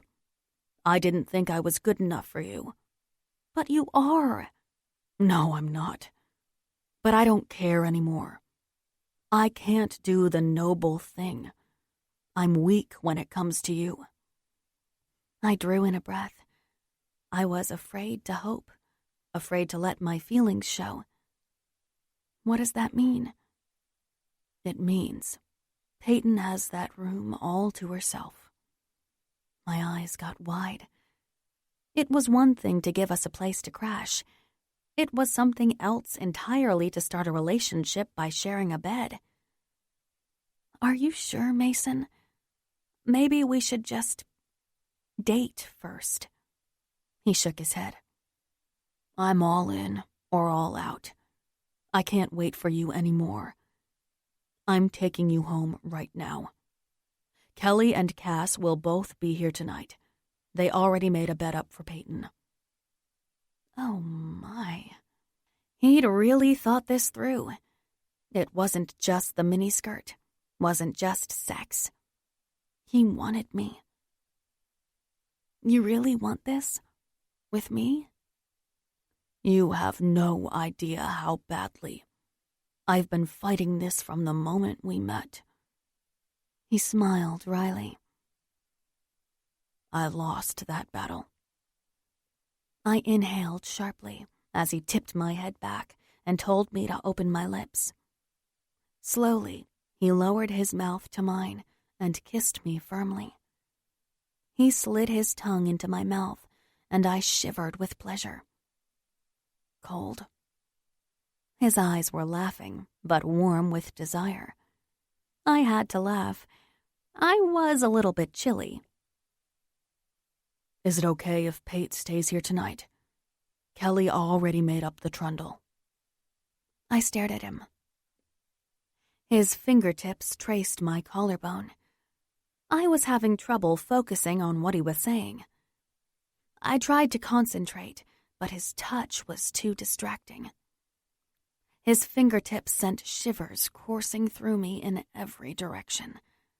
But they all ended up in the same place. Why? I thought we could be alone tonight. Oh. I bit my lip, my whole body alight. You want to be alone with me? Yes. I'm tired of pussyfooting around. I want you in my bed tonight, and I want to be loud. My knees got weak, and he caught me, his arm pressed against my lower back. Oh, my. There are things I want to do. Well, we can always be quiet, but tonight, I thought we could take the night off from being good. My mouth felt dry, so I licked my lips without thinking. He smiled knowingly when I did that. What do you say, Michelle? Do you want to be bad with me? I nodded, not trusting myself to speak. That's good, honey. That's real good. And then he scooped me up into his arms and carried me through the party. Everyone gawked at us, except Kelly, who gave me a furtive thumbs up. But I didn't care about the stares. Mason wanted me. Chapter 27. Mason. We got into the house, but barely. We didn't make it farther than the kitchen. I shrugged my jacket off as our tongues tangled, slamming into a wall while I tried to get her top off. The bow was tight. Damn it. I broke off the kiss to work on it. The sound of our ragged breathing was the only noise in the house. Even the dog knew better than to interrupt me now. Mason? I was completely focused on that ribbon and getting to see what was under her clothes. I haven't really done this before. I raised an eyebrow, still working at the laces in her corset. How'd you get Peyton exactly? I asked in a teasing tone. She laughed breathily. No, I mean, Well, we only did it twice, and I haven't since then. I stopped what I was doing, staring at her. The graceful column of her throat was so elegant. Her profile was as lovely as a marble statue carved by Michelangelo. She was perfect, and she hadn't been with anyone in all this time? It was a travesty, but it was also a goddamn miracle. Mine. She really was all mine. Fierce possessiveness came over me, turning me into the caveman I wanted to be. I lifted her so her ass was on the kitchen counter and spread her legs so I could settle between them. Not a complete innocent, but close. She did look more than a little bit shocked. Damn, the girl was practically a virgin. You and me. We're born-again virgins. I brushed her cheek softly. I knew I should be gentle. I knew there was no way in hell I was actually going to be gentle. Once I start, I might not be able to stop. I tried to smile, but it was too painful. I was holding back with everything I had. I might be too rough. She swallowed and glanced away. My stomach tightened up. Then she nodded to herself and slid her arms around my neck. Good. I don't want you to stop. With a moan, I sunk between her thighs and gripped her head, kissing her deeply. My tongue was deep inside her mouth, seeking and stroking. My hands were on her ass, and my cock was burning a hole in my jeans. Fuck, I can't wait. I reached for her panties and tugged them down. Holding her legs open, I lowered myself to my knees and pushed her skirt up. Jesus, she looked good. Her soft petals were slightly parted and begging for my lips and tongue. She gasped as I dove in, my tongue lapping her outer lips while she wiggled. I had a feeling this might be another first for her, and I wanted it to count. Plus, I was worried I would hurt her. I was a big guy, and even bigger where it counted. She had to be ready. She had to come first. I hoped like hell I could make her come. I put my fingers to work, strumming her sweet little clit as I pushed my tongue inside her. She was making sexy little surprised sounds. Yeah, I was pretty sure I had shocked her. I was all over her. I'd never been so eager to do something like this to a woman, but with her, I could do it for days with a smile on my face. I switched tactics, pulling her clit into my mouth and beating my tongue against it. Her fingers threaded through my hair, and I knew I was onto something. I carefully slid a finger inside her and moaned at the tight, slick feel of her. She was so tight, I had no idea if I was going to fit. I grunted at the thought of that silkiness wrapped around my aching cock. I strummed my tongue against her clit even faster and added a second finger, stretching her slightly. That's when I felt the first flutter. Mason? I didn't stop. She was close, I could feel it. Then it happened. She opened like a flower, allowing my fingers deeper. I hooked them to press against her G-spot and she screamed.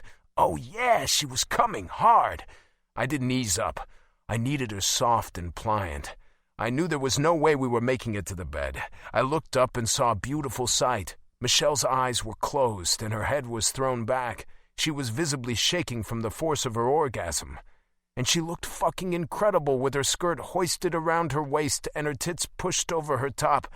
I wanted them completely bare, but there was no time. I had to get inside her, right fucking now. I stood and got my cock out as quickly as humanly possible. I pointed it down, rubbing it against her. We were both clothed except for the important parts.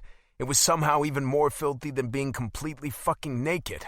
Her face was beautiful, peaceful, satisfied. I'd done that to her, and I was about to do a whole lot more. I gripped her hip with one hand and guided my cock inside her. We both moaned in unison as the tip of my cock stretched her wide. I breathed out slowly as I began the agonizing process of opening her up. I didn't want to hurt her. I couldn't bear it if I caused her any pain, not even a little bit. She was ready for me, I knew. She wanted this, but I had what had been called a horse stick by anybody who saw it. I was less than halfway in and already sweating from the effort it took to hold back. She moaned softly, and I jerked, my cock lurching forward on its own. I slid in just a tiny bit more, watching her carefully for signs that I was hurting her. I was tall and broad, and my cock was too.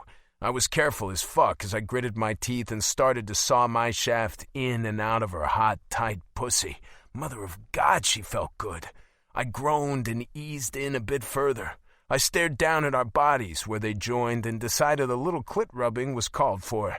The moment I touched her, she started to come all over my cock. I slid in a little further. Christ, fuck, Michelle, you feel so good. That's it, baby, come for me. I didn't recognize my voice. It was even lower and more gravelly than usual. I was deep and getting deeper as her pussy gripped my cock and pulled it further inside her. It was a goddamn dick massage, and nothing had ever felt better in my entire life. This was it, the actual pinnacle of my entire human experience. And I wasn't even halfway inside her yet. Mason, I want... What do you want? Oh, more. With a curse, I pushed forward, feeling her welcome me in. I couldn't fucking move for a minute. It felt too good. And then I went wild, long, slow, delicious strokes. I hit all the bells and whistles. I dipped my hips and brought them up, smoothly fucking her with the rhythm as old as time. She was mine, mine, mine. With each thrust, I heard the word, "Tell me you're mine." I am... Oh, God, I'm yours. With a roar, I stopped fighting my release. She was mine. She would be sleeping in my bed from now on. I could claim her now, and then we could do this all over again. Naked, on the bed, with blankets and pillows and me less likely to blow. I growled like a bear as my whole body took off like a rocket. My cum felt like it was lightning hot as it shot out of my cock, sending spirals of pleasure all the way to my fucking toes. Holy shit, that was intense. I bucked my hips as another wave hit me. It was already the longest, biggest, most spectacular orgasm of my life. And it wasn't over yet. Michelle had come with me, but she hadn't peaked yet. Her orgasm was still going strong, rolling over my cock in delicious waves. It almost hurt, she was squeezing me so hard. I held her up as her whole body convulsed. "That's it, I got you. Fucking reach for it, honey." She let out a scream as she peeked, her fingernails digging into my shoulders. I grinned.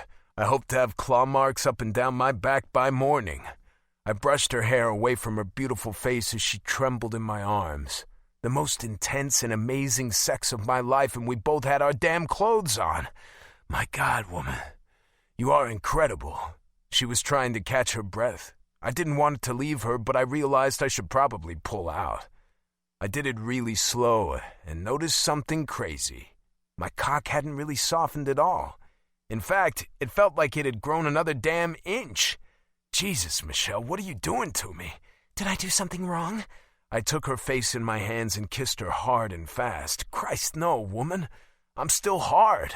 She blushed and looked away. She was so sweet and natural I'd forgotten how inexperienced she was. Oh, is that good? I laughed and lifted her into my arms. My cock was still out, but I didn't fucking care. I carried her down the hallway to our bed. Our bed. Yes, I'd say that's pretty fucking good.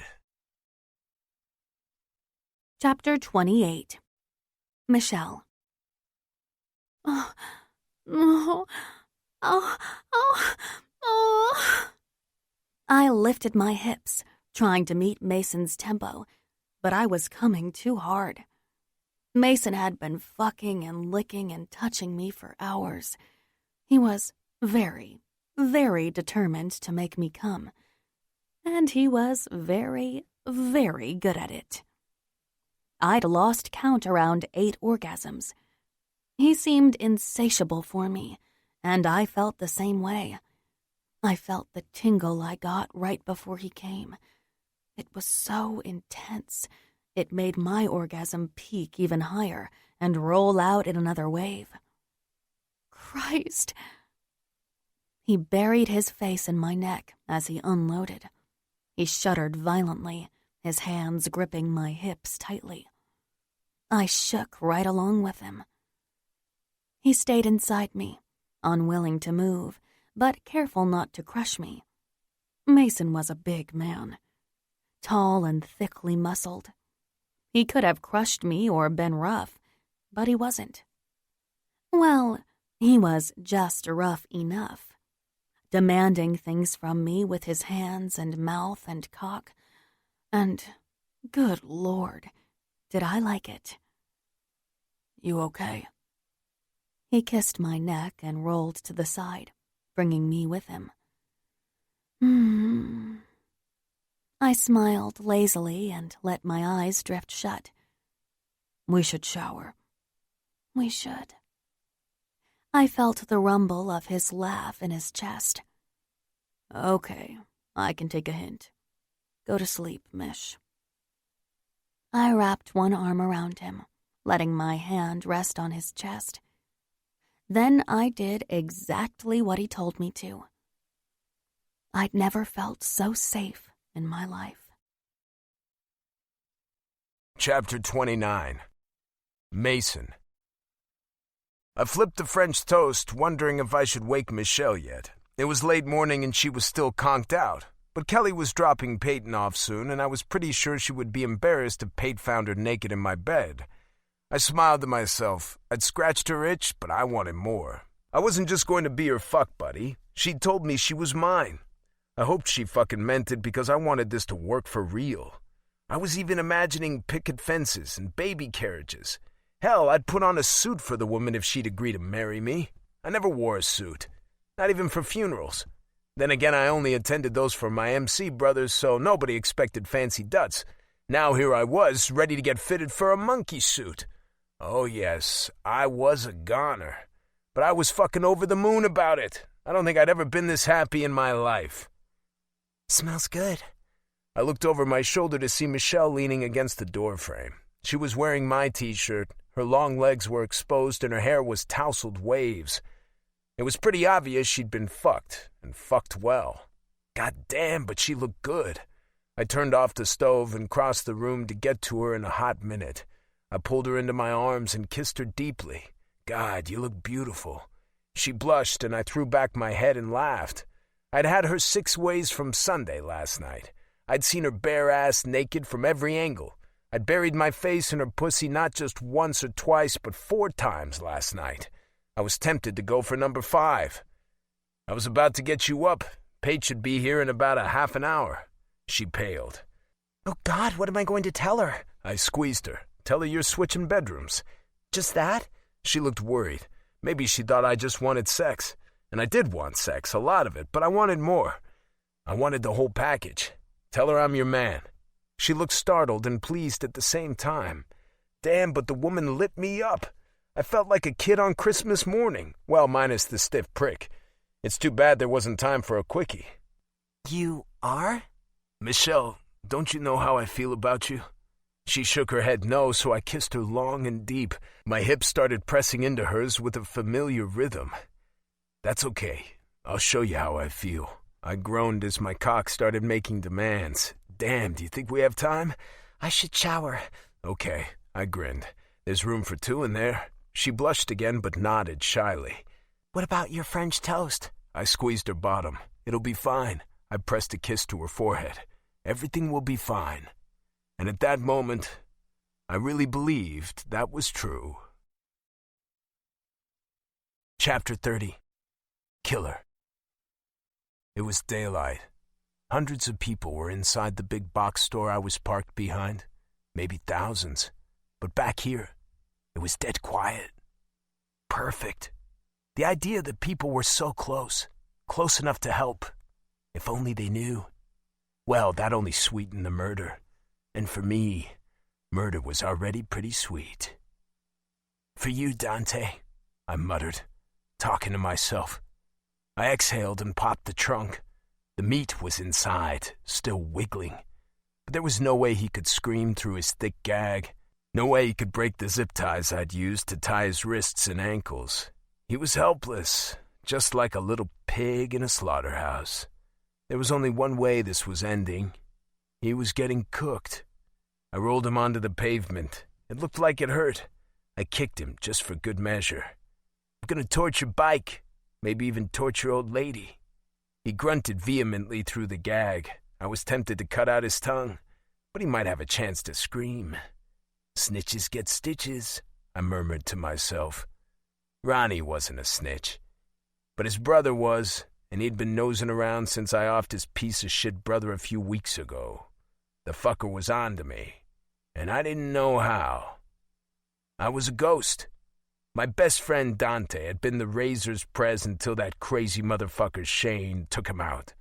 I wanted to destroy Shane, but I couldn't find even one weak spot. Not yet. So I was cutting all ties instead. Anyone who even got close was gonna pay, just like they had been since Dante took power. Ever since that fucking kid all those years ago. Investigative journalist, my ass. He'd come sniffing around the wrong MC. There were plenty of poser clubs out there. Guys who had seen too much TV and wanted the lifestyle without the actual commitment, without getting their hands dirty. There were so many places he could have gone. Plenty of clubs that used to be legit but had toned the criminal stuff way down. Less drugs and violence. More investments in legit businesses and shit. Not the razors, though. We were still old school and hardcore. And that little prick had found out just how hardcore we were. We'd sent that rich little fucker home in a body bag, minus his baby blues. Dante himself had torn them out while the kid was still kicking. I knew because I'd held the kid down and handed Dante the knife. Dante had kept those blue eyes in a jar of formaldehyde for years. Now I had them. I talked to them sometimes. William had been the kid's name, and he'd used his whole fucking name. What kind of motherfucker didn't go by Bill? So yeah, I'd talk to William sometimes. I talked to Dante too. His eyes were in a jar right next to them. I dug his ass up to get them. If that made me batshit crazy, I didn't much care. Should I take your eyes first, or have a little barbecue? I pulled out my pocket knife and turned it over in my hand. Well, maybe just one eye. Then into the dumpster you go. I pulled out a jug of gasoline. With a little seasoning, of course. Can't have a good barbecue without some marinade. He started struggling in earnest then, but I was a big fucking guy. Bigger than most. I knelt on his chest and dug out his left eye. He was screaming through the gag now, with blood pouring down his face. I tossed his eye on the ground and let him watch as I stepped on it. That thing popped like a grape. Even I thought it was a little gross. In you go. I hoisted Ronnie up and into the dumpster. I didn't have time to draw this out. Besides, he was an inconvenience, not a snitch. With a snitch, I'd like to take my fucking time. I looked over the edge as I poured the gasoline over the flailing man. Your old lady works here, doesn't she? I lit a match. I wonder if she'll smell your meat cooking. I wonder if it will make her hungry. I think I'll pay her a visit in a day or two. She's gonna be so sad. I should let her wallow a bit before I gut her like a fish. My smile widened as his remaining eye bugged out of his head. For seasoning. I dropped the match and walked away without a backward glance. I wasn't worried about being caught or seen leaving the parking lot. It was a burner car, no license plate, just put together with spare parts. I'd dump it somewhere, then come back for the engine after things cooled off. I wiped my knife off and rolled down the window, taking a deep breath. Just like I thought. That fucker smelled like pork. Chapter 31. Michelle. Mason is going to kill me. Kelly shook her head. Please, you have that man wrapped around your little finger. Peyton piped up from the back seat. You do, Mom. I blushed and stared out the window. As Mason predicted, Pate had been fine with everything. She'd been not at all surprised and hugged us both when we sat her down to tell her about the change in our relationship and sleeping arrangements. It had only been a week since we got together, but it was true. Things were progressing rapidly. Every night Mason took me to bed and kept me there, tangling in the sheets until dawn. He left me there, passed out, and when I woke up, he was almost always cooking for me. Then something changed. The last few days, I woke to find he was gone. He'd left a note telling me to stay put. He brought in DVDs and books and magazines, but he told me not to go out, not even for a walk. He'd postponed Peyton's starting school as well. Basically, we were on lockdown, and I didn't know why. He treated me with a gentle dominance that was irresistible and inescapable. He knew all and controlled all. And he took really, really good care of us. Still, I could only watch The Real Housewives of whatever so many times before I started going stir-crazy. Though Cassie had been calling me to discuss and advise me on the best shows to watch. That girl loved her reality TV. She still hadn't had her baby and was nearly as stir-crazy as me. But at least she had a really good reason to stay home. I sighed. Cass was a good friend now. So was Kelly. I couldn't remember the last time I had tight friends like that. High school or even grammar school, most likely. It had happened practically overnight. Both she and Kelly were absolutely thrilled that Mason and I were well and truly together now. Besides, we are just getting some air. We'll be back before he even knows you are gone. A walk in the park never hurt anyone. Kelly grinned at me and winked at Peyton in the rearview mirror. Unless a tree branch falls on you or something. I laughed at Kelly's pragmatism. It was nice to be out. I closed my eyes and let the breeze wash over me. The car rolled to a stop as she parked on the street near the park entrance. We were strolling along 20 minutes later when my phone started to vibrate. And vibrate, and vibrate. I pulled it out, staring at the message. The repeated message. I felt all the blood leave my face and settle in my belly, where it started doing cartwheels. Get your sweet ass back here. Now. Crap. We have to go. Mason? He knows we left. He seems mad. I stared at Kelly. Really mad. Kelly's eyes got big. She looked worried. I knew how she felt. Uh-oh. Okay, kiddo. Let's take that ice cream to go. Kelly might have said it wasn't a big deal, but she put the pedal to the metal. I think she was almost as nervous as I was. Peyton wasn't even a little bit worried. She just ate her ice cream cone and smiled. He might yell, but that's it. He's not going to do anything. I nodded, but I wasn't even a tiny bit reassured. He was standing out front when we pulled in. I got out of the car and he took my wrist with his strong hand, leaning into the car. Kelly, can you take Peyton for a few hours? Or overnight? She nodded slowly, casting me a worried look. Sure. How about a sleepover, Pate? She nodded, and Mason smiled grimly. Even better. He didn't let go of me as I walked down the driveway by his side. He didn't drag me inside, kicking and screaming, but I knew he wouldn't release me either. He locked the door and turned around, finally loosening his grip. I rubbed my wrist. He hadn't hurt me, but I was still pretty scared. Don't look at me like that. I'm not going to beat you. He stepped closer, running his hands over my shoulders. Ever. Okay. I am tempted to put you over my knee. I exhaled nervously. I'm sorry. That's a good start. I didn't mean to worry you. We've been going stir-crazy, and Kelly didn't think it was such a big deal. He was nodding, but there were thunderclouds in his eyes. He was still mad. Crap. Did it ever occur to you that there was a very good reason for asking you to lay low for a bit? Oh, crap. Yes. I mean, I think so. I was babbling like a kid caught with their hand in the cookie jar. Shut up, Michelle. Just be quiet. No, you didn't. If you trusted me, you wouldn't have ignored my request. And now we are going to reinforce how foolish that was. We are?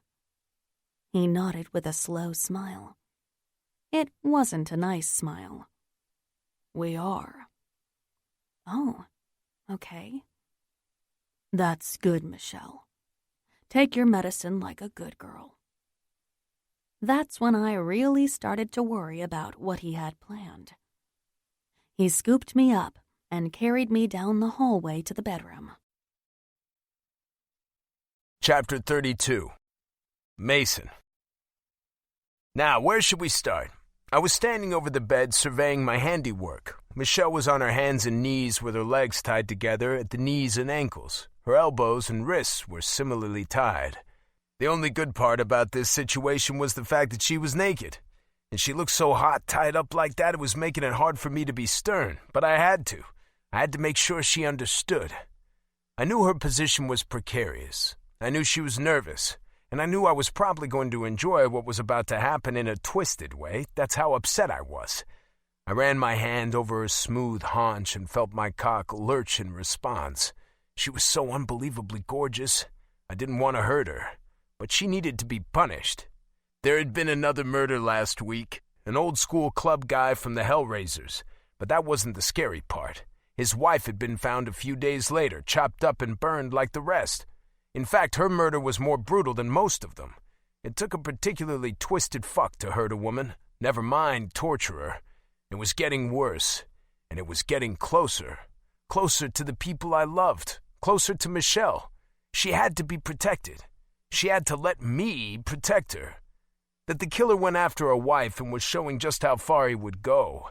Families were considered sacred, especially old ladies, grannies, and kids. This guy didn't respect any of the unspoken rules or human decency. He was a twisted fuck and he might come after Michelle. So I had to be firm, harsh, methodical.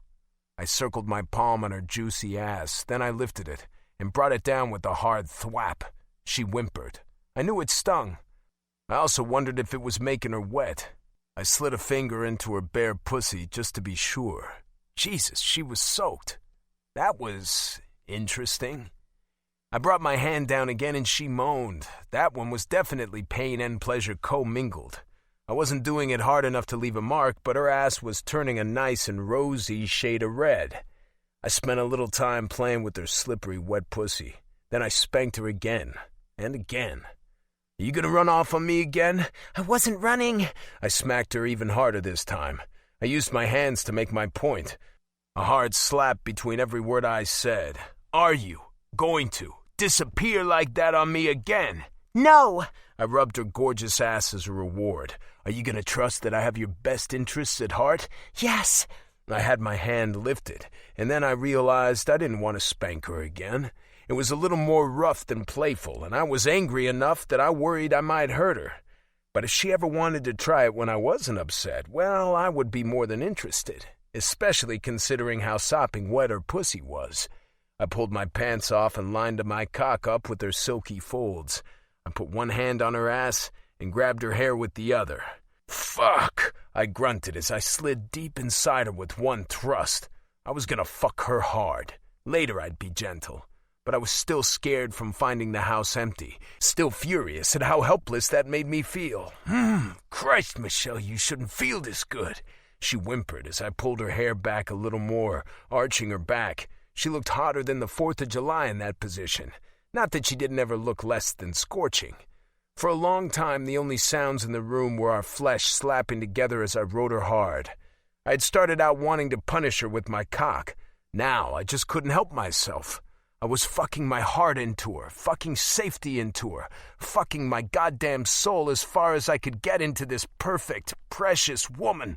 The woman I loved. Fuck! I hissed as I started coming. It felt like a freight train full of lightning riding up my shaft and exploding into the best place on earth. Into her. She was shaking and shivering all over my cock, coming hard. She was so wet that I was able to go faster and deeper than ever before. Christ, I actually felt like I might pass out from the pleasure of her tight pussy creaming all over my cock. She was still trembling when I pulled out a few minutes later. I didn't want to, but I had to untie her. I didn't want her to be uncomfortable for even a second. We lay there, tangled up in each other's limbs as our bodies cooled and our breathing evened out. I turned her to face me, pushing her hair away from her beautiful face. Are you still mad? No, babe, but we have to talk. About what? I want to make this official. You do? I nodded slowly, running my fingers over her still trembling flesh. I want to marry you, Michelle. But you've got to let me keep you safe. Both of you, okay? Are you sure, Mason? Yes, I'm fucking sure. I've never been so sure of anything in my entire life. I fucking love you. She smiled suddenly, and the room filled with light. My heart did too. Then yes, I will marry you, Mason St. James, because I love you too. I pulled her close and kissed her hard as I wanted, as often as I wanted. She was my woman now, and soon we'd make it permanent. Will you tell me why you were so scared? I sighed, rubbing her back. We're partners now, I owe you that. But it's not a happy story. Her eyes got really wide, and it's not over yet. Somebody wants to hurt you? Not me exactly, but they killed Connor's partner, a bunch of bikers, and they threatened Cassie. I took a deep breath. And last week, they killed one of the Razor's old ladies. Chapter 33. Michelle. He held me tenderly in the bath, his huge frame even warmer than the water. Don't do that ever again. He squeezed me. I nodded. Okay. I need to know where my girls are at all times. I know. And I did know. He'd finally told me the whole story, and I felt the same fear he did, but not fear for myself, fear for Peyton and fear for him. As usual, he seemed to read my mind. Don't worry. Kelly is off the radar, so her place is safe. And even if they knew about her, I'm pretty sure Kane is keeping both eyes on her. Not to mention that her big brother is an FBI agent. Okay. I snuggled a bit and felt his cock thicken against my lower back. He groaned, making that sexy, almost painful sound I knew so well. He wanted to fuck, but he wanted to take care of me more. I knew he probably thought he'd hurt me or something ridiculous. Little did he know how much I'd liked it. Apparently, Mason had been celibate even longer than I had. But he told me that wasn't why he was so insatiable. He said it was all me. I wiggled my hips restlessly. I was turned on too. I always was around him. Besides, my bottom was barely even sore, and my lady parts were more than okay. Michelle. I'm fine. You sure? I was pretty rough on you earlier. No, you were perfect. He groaned and gave in. I felt his fingers veer down to my pussy, holding it open as he pushed into me from behind. I was still slick inside, even after soaking in the hot tub for so long. Oh. It was hard to form sentences, but what I was thinking was, thank you. I gripped the edge of the tub as Mason started working on me from beneath. He held my hips firmly as he inched his way deeper. Then he started slow, hard thrusts without pulling too far out of me. It felt heavenly. The tingles were already zinging all over my body when his hands moved up to my breasts. I gasped as he rubbed his calloused thumbs over my hard nipples, making my pussy clamp down on him instinctively. He had his tempo now, a little faster, a little harder. Bath water splashed all over the place with each thrust. And then he slid one hand down to my clit.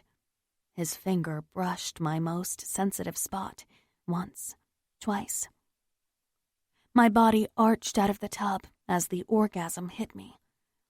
I stared blindly at the ceiling as I convulsed, turning my limbs to jelly. I sank back into the tub, still shaking, still coming.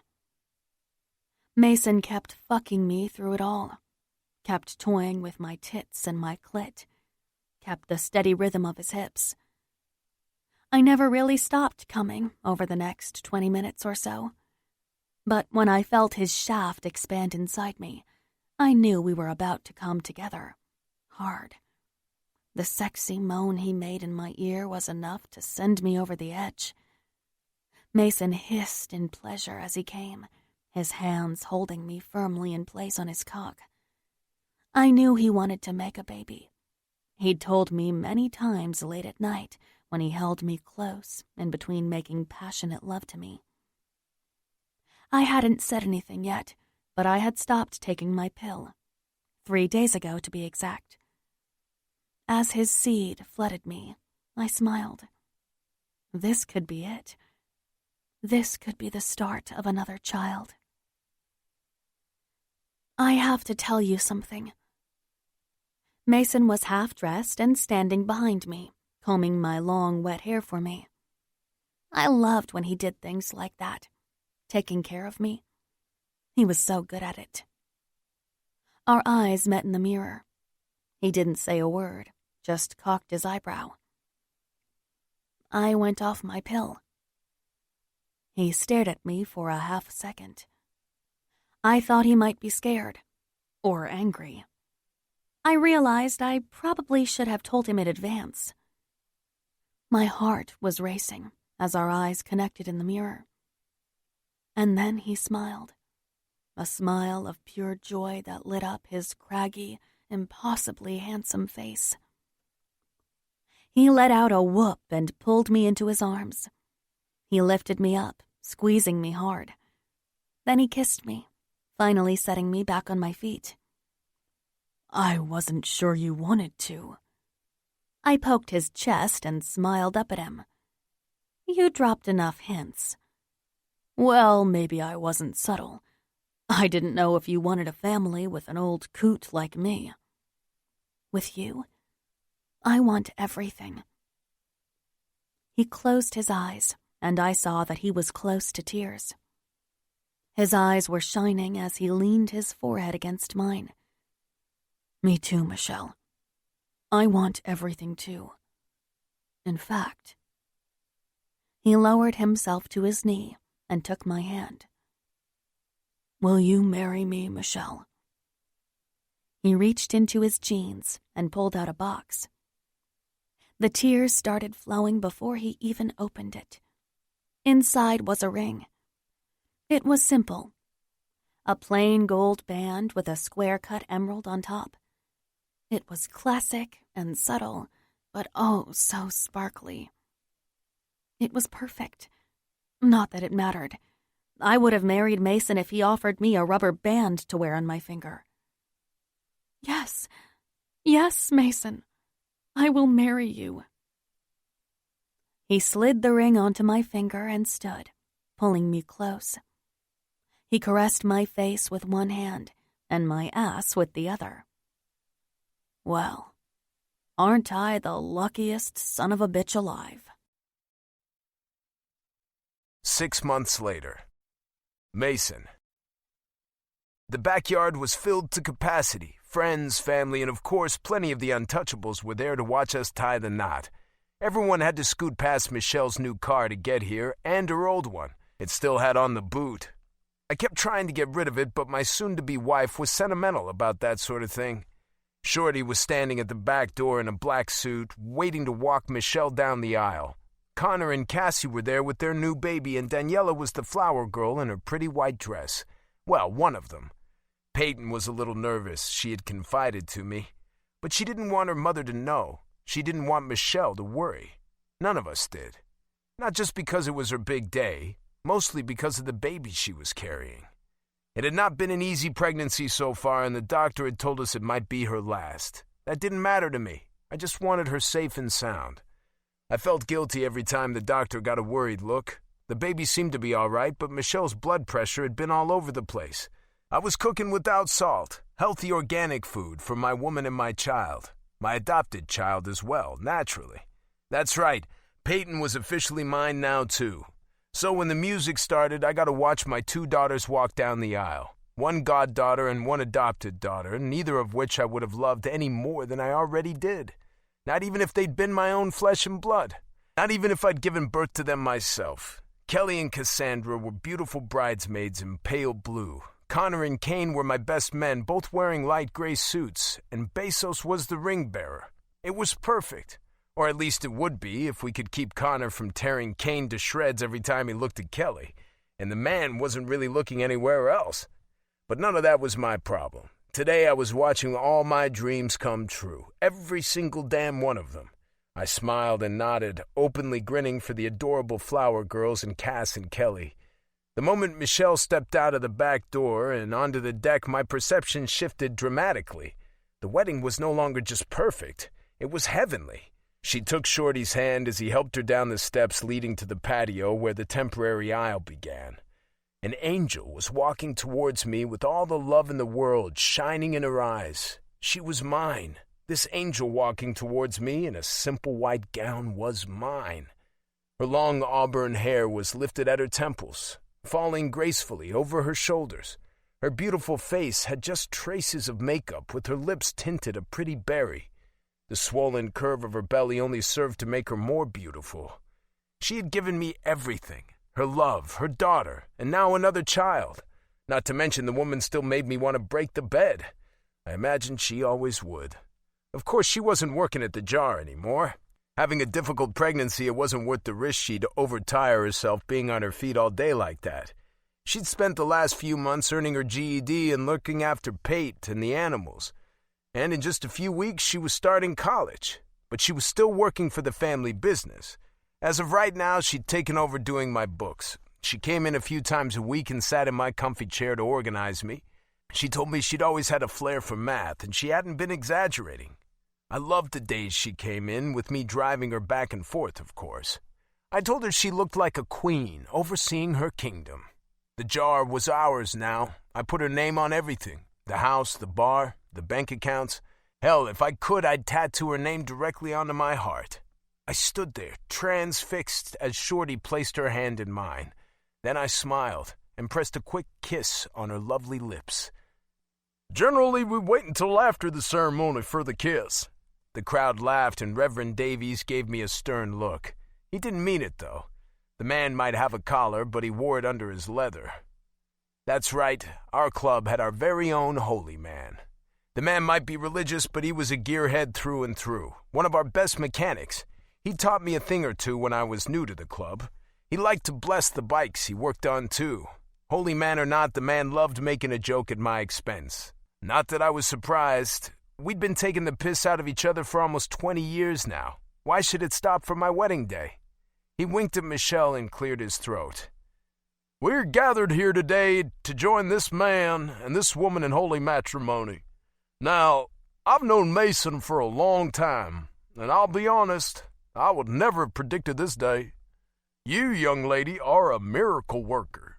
He cleared his throat again, and I smirked. I knew he wanted to take a nip of whiskey from his pocket flask, but he was trying to be respectful.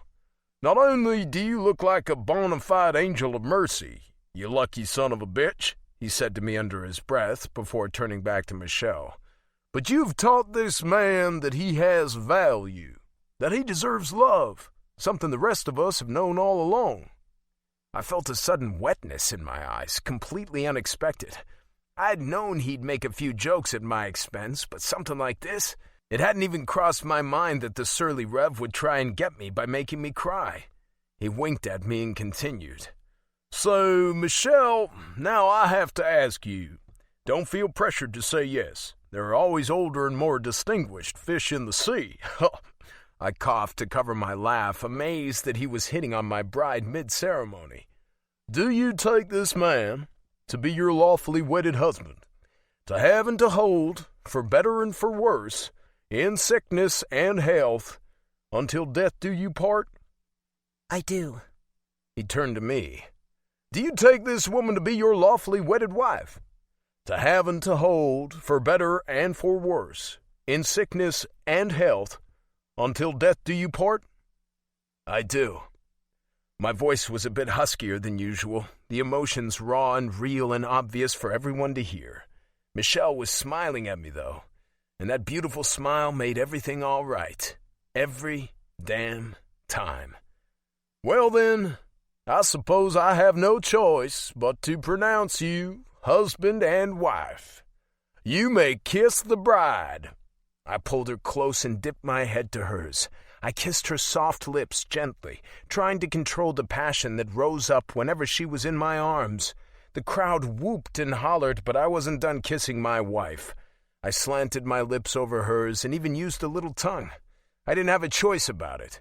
Cheering turned to laughs and a fair bit of ribbing. None of that mattered. My wife was in my arms, and damn it, I was going to kiss the hell out of her. This concludes Mean Machine by Joanna Blake, narrated by Alexander Sendies and Amelie Griffin. Copyright 2017 by Joanna Blake. This unabridged audiobook is published by arrangement with Joanna Blake, care of Hirschman Rights Management, LLC, and was produced in the year 2018 by Tantor Media Incorporated, a division of Recorded Books, which holds the copyright thereto. Please visit tantor.com for more information on our growing library of unabridged audiobooks.